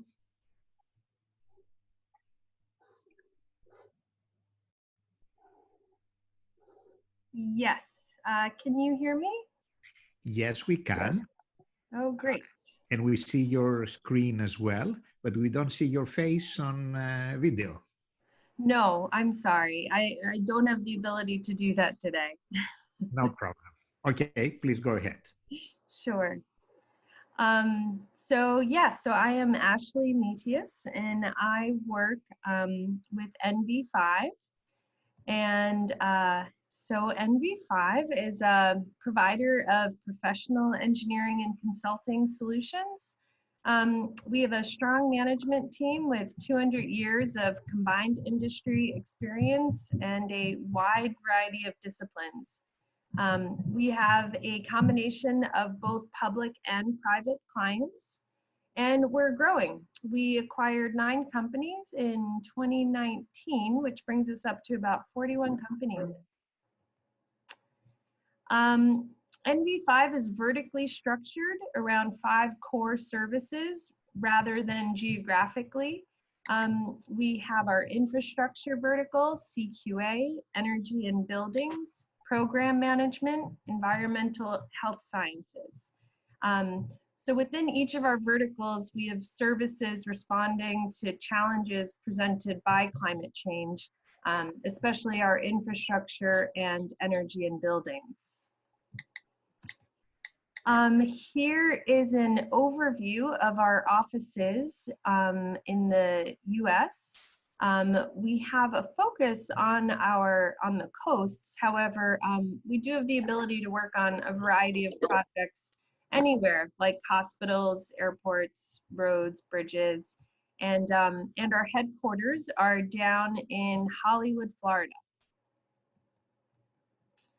So I work out of the New York City office, which has over 40 years of experience working with all the New York City agencies. This map here provides you of an idea over the 5 boroughs of where some of our projects span out. And then we also have 4 additional offices in the Northeast as well. So I am going to discuss Envision in New York City projects. So who asks for sustainable infrastructure? Well, we have all of our New York City agencies have been issuing publications of their detailed commitments to more sustainable practices. So these publications serve as a guide to everyone working in the planning, design, construction, and the maintenance of capital city projects. And without a doubt, large infrastructure projects demand interagency collaboration. And these agencies are responsible for the critical infrastructure of the city. With the Department of Design and Construction serving as the primary capital manager. So the city builds and upgrades an extensive network of streets and water mains and sewers, while also taking care of retaining walls, pedestrian bridges, and plazas. And DDC manages this work for DOT and DEP. A lot of acronyms there. So it is with DDC that NV5 have currently 4 design services contracts with Envision included in the contract tasks.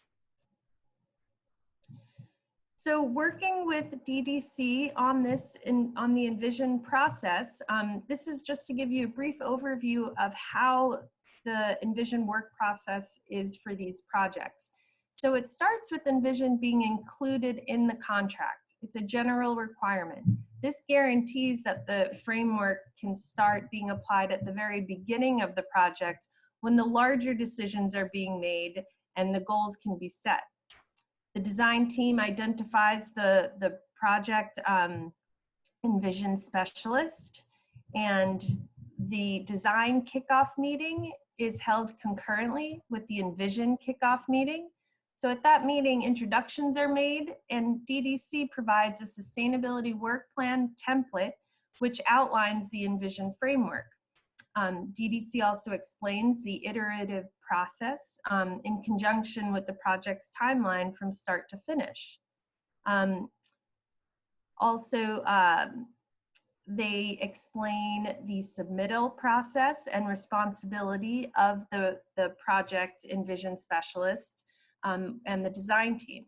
So the sustainability workshop is then conducted to set the game plan for achieving the anticipated Envision verification award. And throughout the project, it is the Envision specialist's responsibility to identify strategies for the continuous improvement of the sustainability of the project.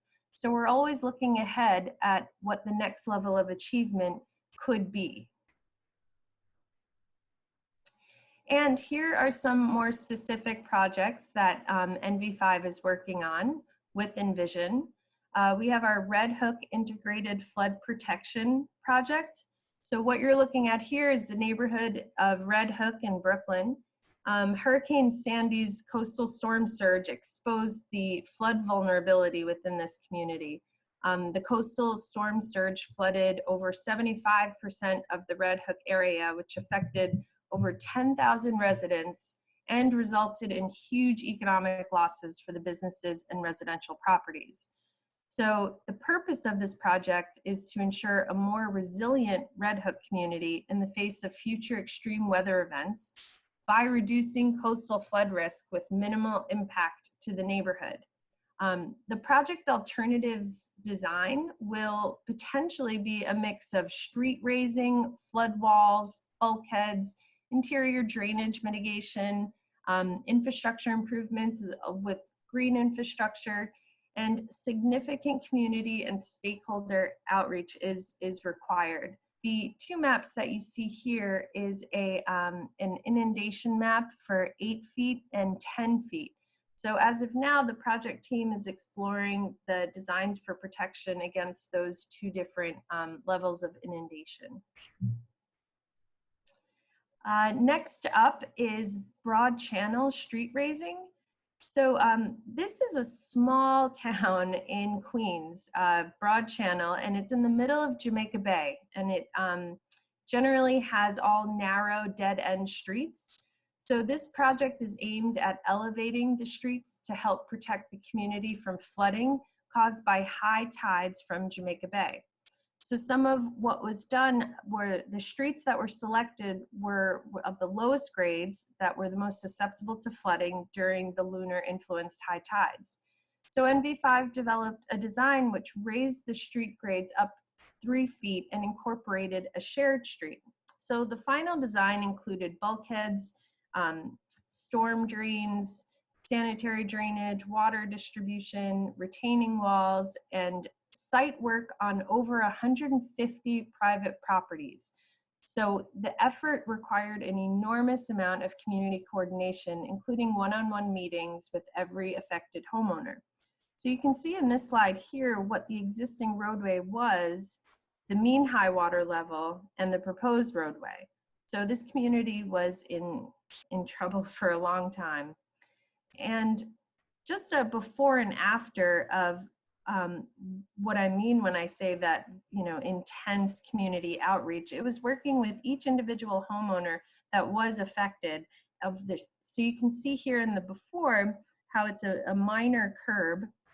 And then in the after photo is really that the shared street where the curb is gone, and there was additional work done on the stoop there on the stairs. So, oops, where am I here? So there was, needless to say, a lot of one-on-one meetings with every affected homeowner. And this is our, the reconstruction of the Grand Concourse, the final phase. So the Grand Concourse is one of Bronx's busiest and most iconic roadways. It runs about 5 miles through West Bronx, and it runs through probably some of the densest and most diverse communities. So this is a very, a typical New York, to some degree, New York City street reconstruction project. So it's designing of a series of raised and planted medians and other enhancements that will be implemented, including pedestrian safety islands on the main line and grade separated bicycle facilities, bollards, street lighting. And in addition, this capital project will analyze the feasibility of relocating a bus route to the main line roadway in the extent of the project. Okay, now I would like to discuss what an Envision project looks like through a retroactive look. So like a forensic study of a project. Sorry, here we are. So this is Starlight Park. This is a park located in the Bronx. You can see there the Bronx River runs through that area. So Starlight Park is on either side. The Starlight Park Phase 2 project completes the full build out of Starlight Park and the Bronx River Greenway. So this project helps realize a long sought community vision of a continuous greenway along the Bronx River, designed with ecological principles that would provide access to the river for thousands of Bronx residents. So the build out of Phase 2 will allow for unobstructed access to the river's east bank and forms connections to 2 adjacent riverside parks, in addition to the greenway connections north and west. The amenities and features such as bike paths, pedestrian bridges, seating areas, lighting, signage, they're all included as part of this project. This project is also being designed to reduce the vulnerability of Bronx communities from future coastal storms and significantly contribute to the ecological restoration of the Bronx River. This project applies stormwater best management practices such as rain gardens and infiltration basins, also removing contaminated soils found along the waterfront, which will reduce the risk of human exposure to toxic substances in future flooding events. So at the initial start, this project was initiated back in 2006, and Envision was applied to it in 2019 is when it started being applied. So it's been a long time, but the project covers so many different areas and categories of Envision that it seemed just like it's a perfect candidate for to receive a high award level. However, doing this retroactively proved to be somewhat challenging. Well, let's just start by all of our key stakeholders with New York City Parks, DDC, the Department of Transportation, New York State Department of Transportation, and our nonprofit Bronx River Alliance. So this was the existing conditions, just to give you an idea of what the site looked like. So it's quite industrialized. You have vacant lots. You have a lot of railway going through, and roads, and now this is what is being currently done. So you have here the removal of existing retaining walls, bulkhead walls, remediation of soil, there's wetland mitigation. Here we have our one of our pedestrian bridges crossing the Bronx River. We also have the construction of retaining walls along the Amtrak line and the pedestrian bridge going over the Amtrak line. We have the construction of the Bronx River Greenway path throughout the entire site. Another pedestrian bridge crossing the Bronx River.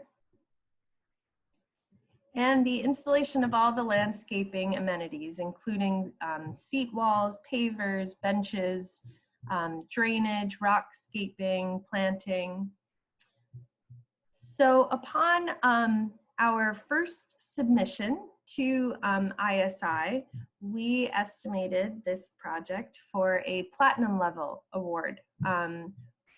Again, realizing that it covers so much, and it seems like such a great example of a sustainable project. However, some of the lessons learned in doing a project retroactively is that it's hard to get that supporting documentation that would have been required at the initiation of the project. So what it was lacking was that documentation of the intent the intention set and the goals that the sustainability goals that would have been set in the beginning of the project. While these are still big elements and important elements of the project, it's still hard to pull that documentation together. Also, this project has been going on for quite some time now. Some data that we were using was collected, over 10 years ago, and there are several property owners involved. But what it will do, and what we're really interested in, is, after, well, we received our first round of comments back from our third-party verifier.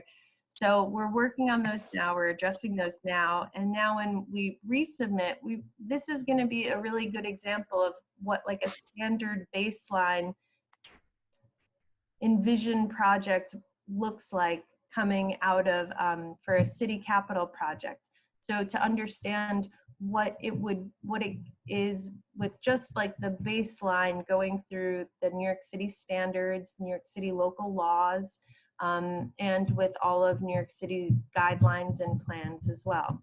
So it's going to give us that, again, that like baseline of an idea of where we are, which will be exciting now to compare to a lot of the other projects that we are initiating Envision from the very start, from the get-go.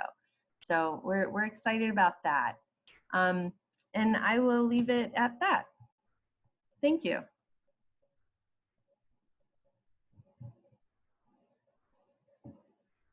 Thank you, Ashley. So we have about 25 minutes to go to questions, and we have very many very good questions. So let me ask with the first one, Ashley, to you, and then I will go back and ask also Chris and Tom some questions that we did not ask before. So Ashley, can you tell us what is the objective of DDC to ask a retro consideration of what happened and specifically apply Envision to a project that has been completed so long time ago? I'm sorry, Spiros, can you repeat that? I missed the beginning part of your question. Yes, probably it was still muted, so thank you. Yes. The question is, what is the objective, what is the purpose for the client, for DDC, to ask you to do retroactively a study on how application would apply to a project that has been already completed?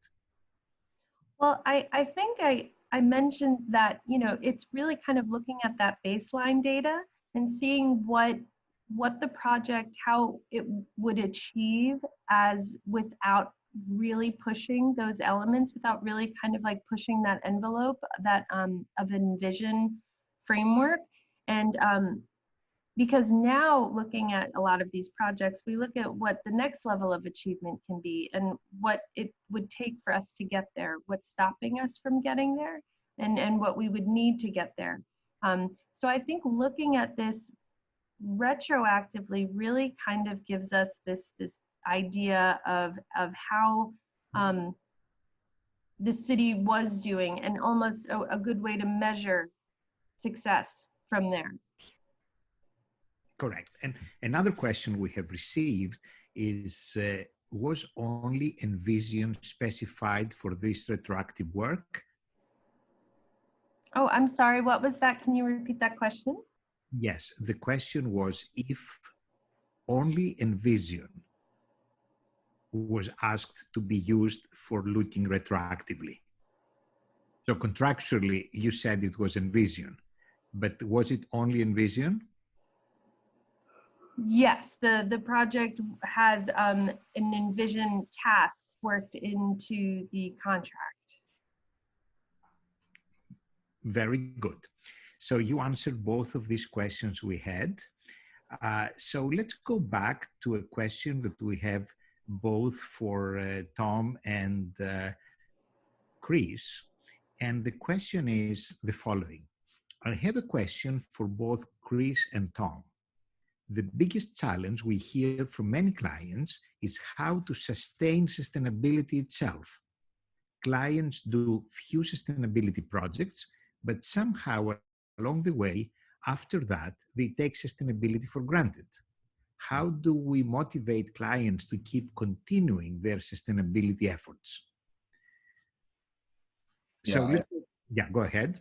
I can take a stab on that one. You know, this has been mentioned a couple of times already. You know, need to look at you know, what is the driver, right, of the client specifically. And you know, I did mention during my presentation that folks like bright new shiny things, but at the same time, in the planning phase of that project, one needs to somehow, if they're the sustainability professional in that project, you know, they need to advise and advocate, you know, the client or the internal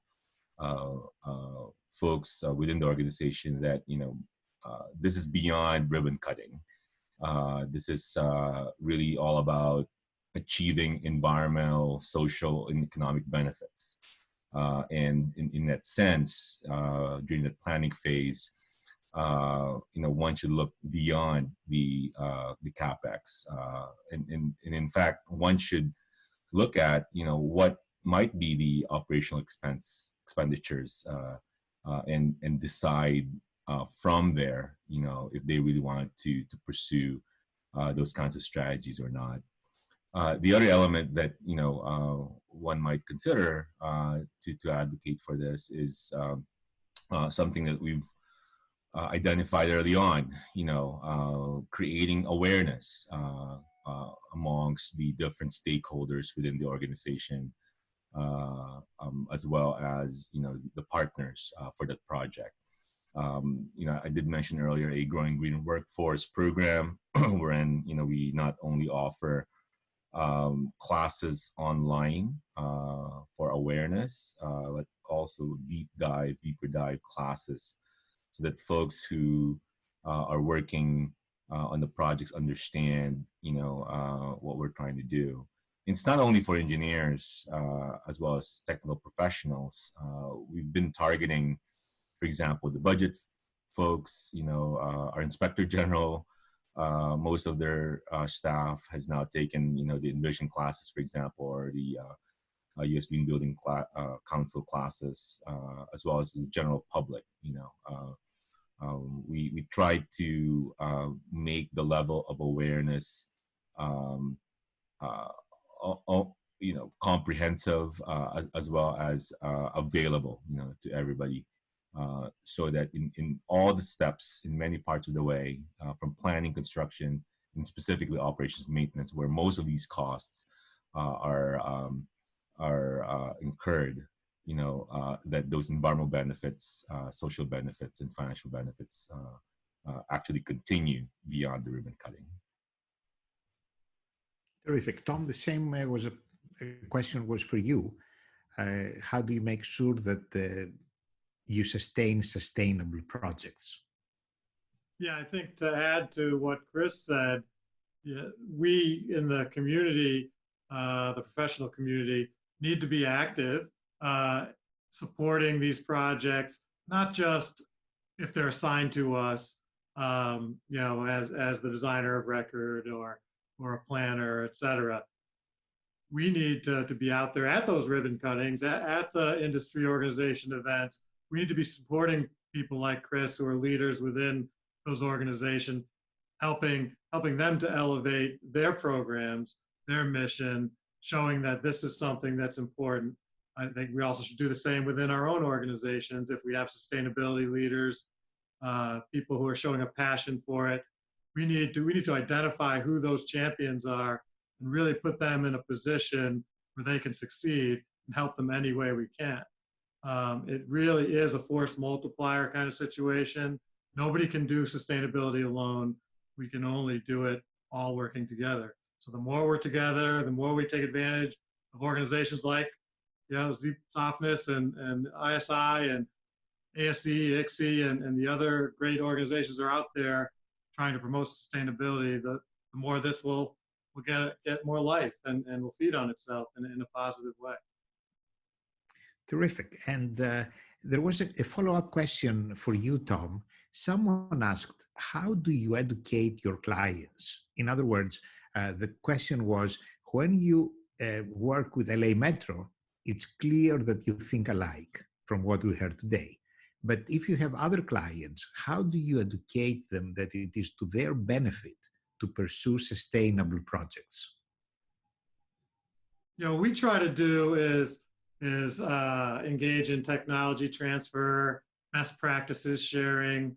I think it's something that is important for all organizations to do, where you can show the different organizations who maybe aren't as sustainable and the managers there in those organizations, well, here's the way it was done at LA Metro, or here's the way it was done over on the London Crossrail project or other places.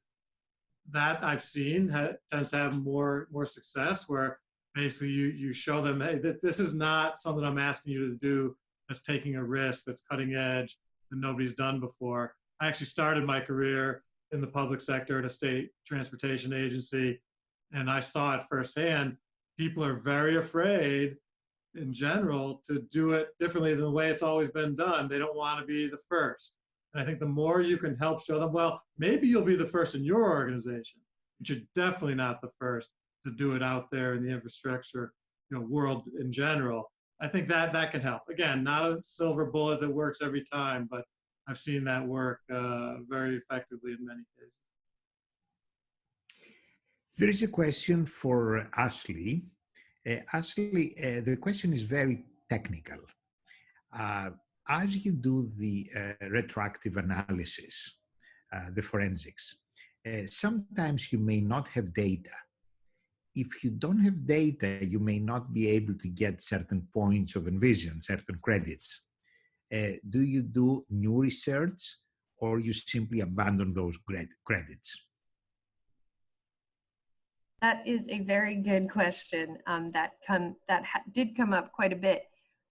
And it's really however far back you can go. The project does date back, so there are some people that worked on the project that are no longer with the same organizations. So you really have to follow that paper trail. Also, because you can meet some of the criteria on a related credit, sometimes that can support your claim in a sense for another credit. So it's a little bit more challenging because the level of clarity needs to just be like perfect for the entire submission, and then that way some of that can hold up some of those other credits and levels of achievement that you're going for, or sometimes it doesn't, and sometimes you do have to leave it at the just leave it and accept that you won't be getting credit for it, however if it was implemented. But again, it's a good lesson. It's definitely a good lesson for what a project could do at the basic level. And we have a question from Canada to you. Did you find out to what extent the local community was involved in the planning and design of the projects you're studying? And how do they interact with the planning professionals? To what extent they are involved?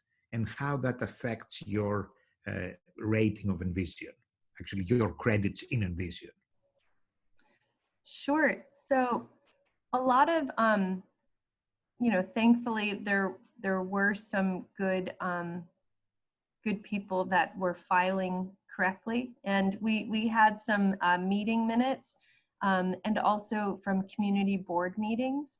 So it was really those community board meetings and the minutes from those that we would, read through those transcripts and see if somebody mentioned, in particular for Starlight Park, there was concern of the lighting and if it was too dark and that it was going to be a dangerous situation. And then we were able to document that and then look at the design, look at the date of when that was an issue, and then look at how the design changed after that to add more light, to add more sustainable lighting in that particular area. So it's a lot of work when you're looking back at a project doing this, because oftentimes you weren't there, so you don't have like firsthand knowledge. So it's a lot of going through files and whatnot. But that's the way that we're working with the community, and also working with the Bronx River Alliance. They're a really great organization that has so much involvement up in the Bronx. They really took a lot of initiative in speaking and making sure that all of their communities, like all of their nearby communities, were involved in the process. So they're really great to work with, and we're still working closely with them now. Lindsey, the next question is for you, and actually you sent it to me, which is from one of the people from our audience, asks if ISI has partners in Canada, or if ISI projects in Canada are being rated from Washington. Oh, sure. So our organization, ISI, does reach Canadian projects. We have a staff member in Canada, and on our website you can see a full range of projects that have been completed in Canada. So we're very active. We see very active Envision use throughout both Canada and the United States.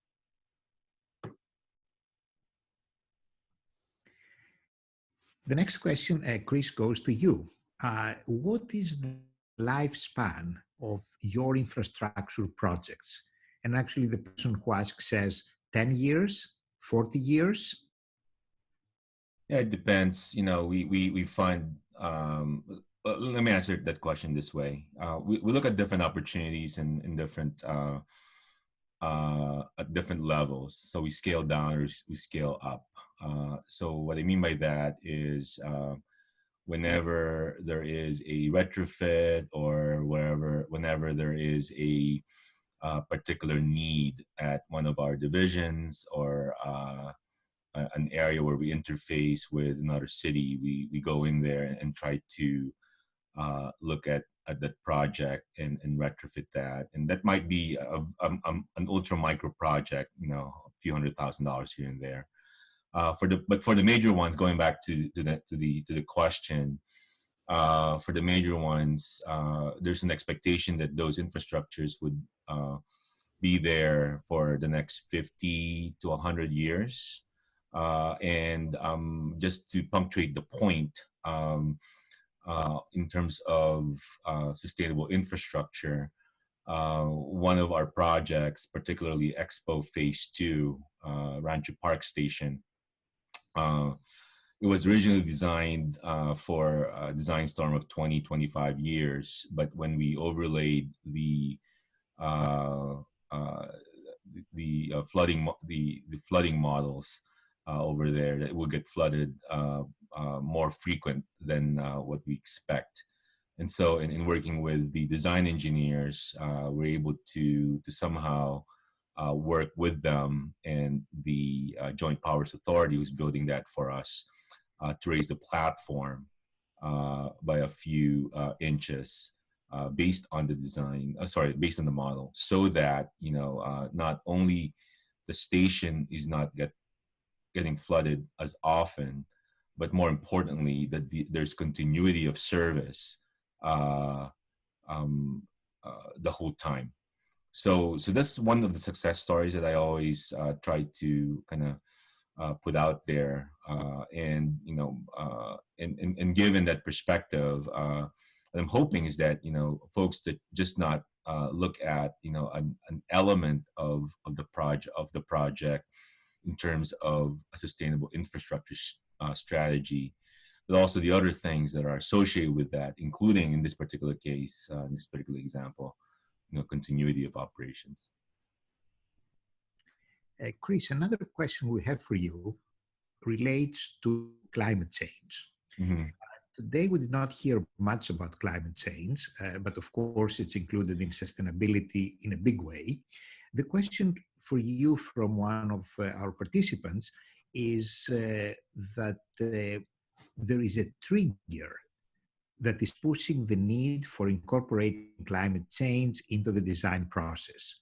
And you mentioned that in your slide 3. What is that trigger for climate change? And thus you see other metro areas adopting similar requirements? Yeah, I'll address that in three different ways. So the first one is, there is a if folks remember the Climate Paris Accords, there are like three lines in the familiar graph in there, and hopefully, if you want to talk about this offline, we can talk about this offline.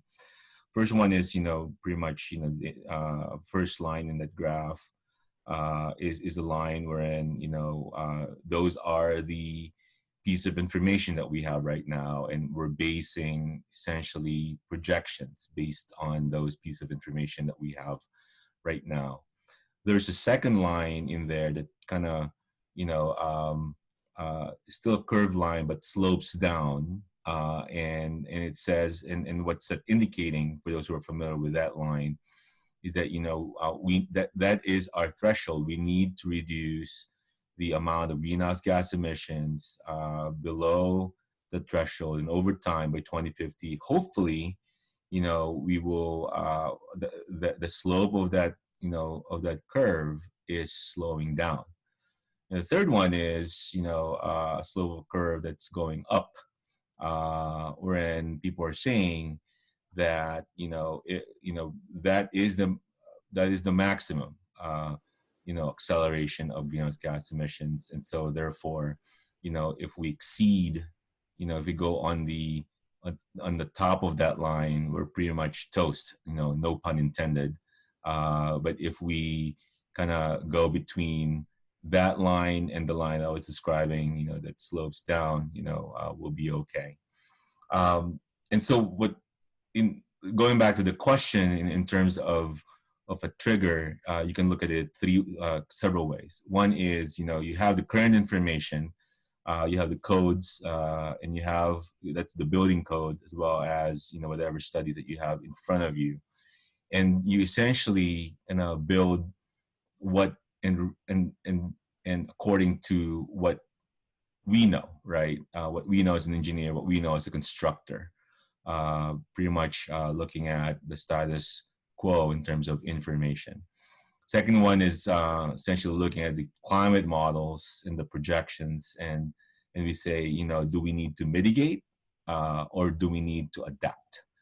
And then a third strategy there, or strategy / trigger, is that a combination of both, wherein we look at what we have and we kind of look at what's coming at us, and then exactly what we and our board had adopted based on staff recommendations, essentially build according to what we know, understand how things might be changing, and then allow for, again, I mentioned this in the presentation, an adaptive design framework wherein there is a revisiting of the infrastructure, say 5, 10, 20 years into the future, and understand, how that existing infrastructure can be retrofitted, and then based on the lessons learned on that existing infrastructure retrofit,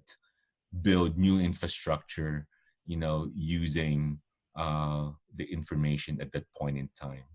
So, I would caveat that with the fact that, as engineers or as designers, we're governed by, the codes that we follow. Obviously there's a liability issue. There are already emerging lawsuits out there, despite the fact that the engineer had literally followed the code, that engineers are put into some legal challenges on how and why infrastructures are still, not adapted or not mitigated, and now say, sea level rise is continually inundating, a certain jurisdiction. So a whole lot of different things are out there, different triggers, depends on where you are, in your jurisdiction, in your country. So. Yeah, let me go quickly with two more questions, one for Tom, one for Ashley.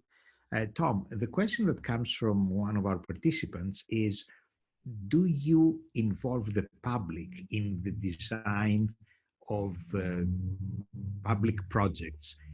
Not for any other reason, but just to have social acceptability and also reach social support bonding commitment? It really depends on the client. It's not typically our decision, although we might like it to be. So the answer is sometimes, yes, we involve the public. And we certainly try to convince our clients that that is a smart thing to do, especially with regard to more controversial projects, more complex projects. We've had several examples of projects that were proposed after Hurricane Sandy devastated the New York and New Jersey area. Ashley talked about some of those projects. There are some of the bigger ones, the more complex ones that got proposed in the aftermath of Hurricane Sandy never got built as proposed because they did not involve the public, did not involve the environmental community and the NGOs, and therefore those people aligned against the project and brought the project to its knees. So in my experience, it's always a good idea, but unfortunately not every client agrees with that. Terrific. And let's go to the last question. We have a couple of minutes to Ashley. Ashley, based on your experience so far, if you can share with us some conclusions you may have, and let me be more specific. As you know, we all love Envision. We are very happy to hear that you apply Envision retroactively to learn and create a baseline. The question is, would the projects be more sustainable, whatever it means, if Envision had been applied for the projects that you work on? Yes, I believe so. And Envision, from the starting of a project, can really guide you into developing goals and setting those goals. And you know, the framework itself, you know, just offering those next levels of achievement and how it's detailed out. You know, if you weren't thinking about going for something, you know, what is stopping you from going further, or, you know, what would you need to get a higher level of achievement? So I do think that it, without a doubt, you know, is a great resource in helping a project move towards sustainability. But that, and also, you know, the framework is the framework, but it's really the people that are working on the project. So it's the agencies, it's the consultants, it's the engineers, and it's everybody that's what they're bringing to the table is what I find. And when you have that like-mindedness of, you know, working together, that it really does move a project in more directions than you would have anticipated. You know, with everybody bringing their experiences, and now with so many Envision specialists as well working on projects, and everybody being able to somewhat now speak a similar language when applying to, you know, when looking for those different sustainability options. So so yeah, I think for sure that, you know, applying Envision would definitely get a project in more of a sustainable direction than not applying it. Terrific. Thank you, Ashley. So let's conclude our panel here. There were many more very interesting questions. We did not have time to go over all of them. There were also questions for Jerry that I had to bypass because Jerry had to leave for another commitment. Let me conclude by saying that it was a great experience to have our first online workshop. And I would like to thank you all, and Lindsey as well, and also say that in these difficult times, when we go over, when I expect a lot of money from the government to be pumped into the economy. It's going to be open-minded and ask for sustainable projects. So for many years ahead, we're going to have sustainable projects that they're going to be to define the infrastructure in the United States and all over the world. So thank you again, everybody. And Lindsey, it's back to you. So with that, that concludes today's full day of presentation. So until next time, which is hopefully tomorrow morning, bright and early at 10 Eastern, thank you all for being leaders in the infrastructure industry as we work to build a more sustainable future.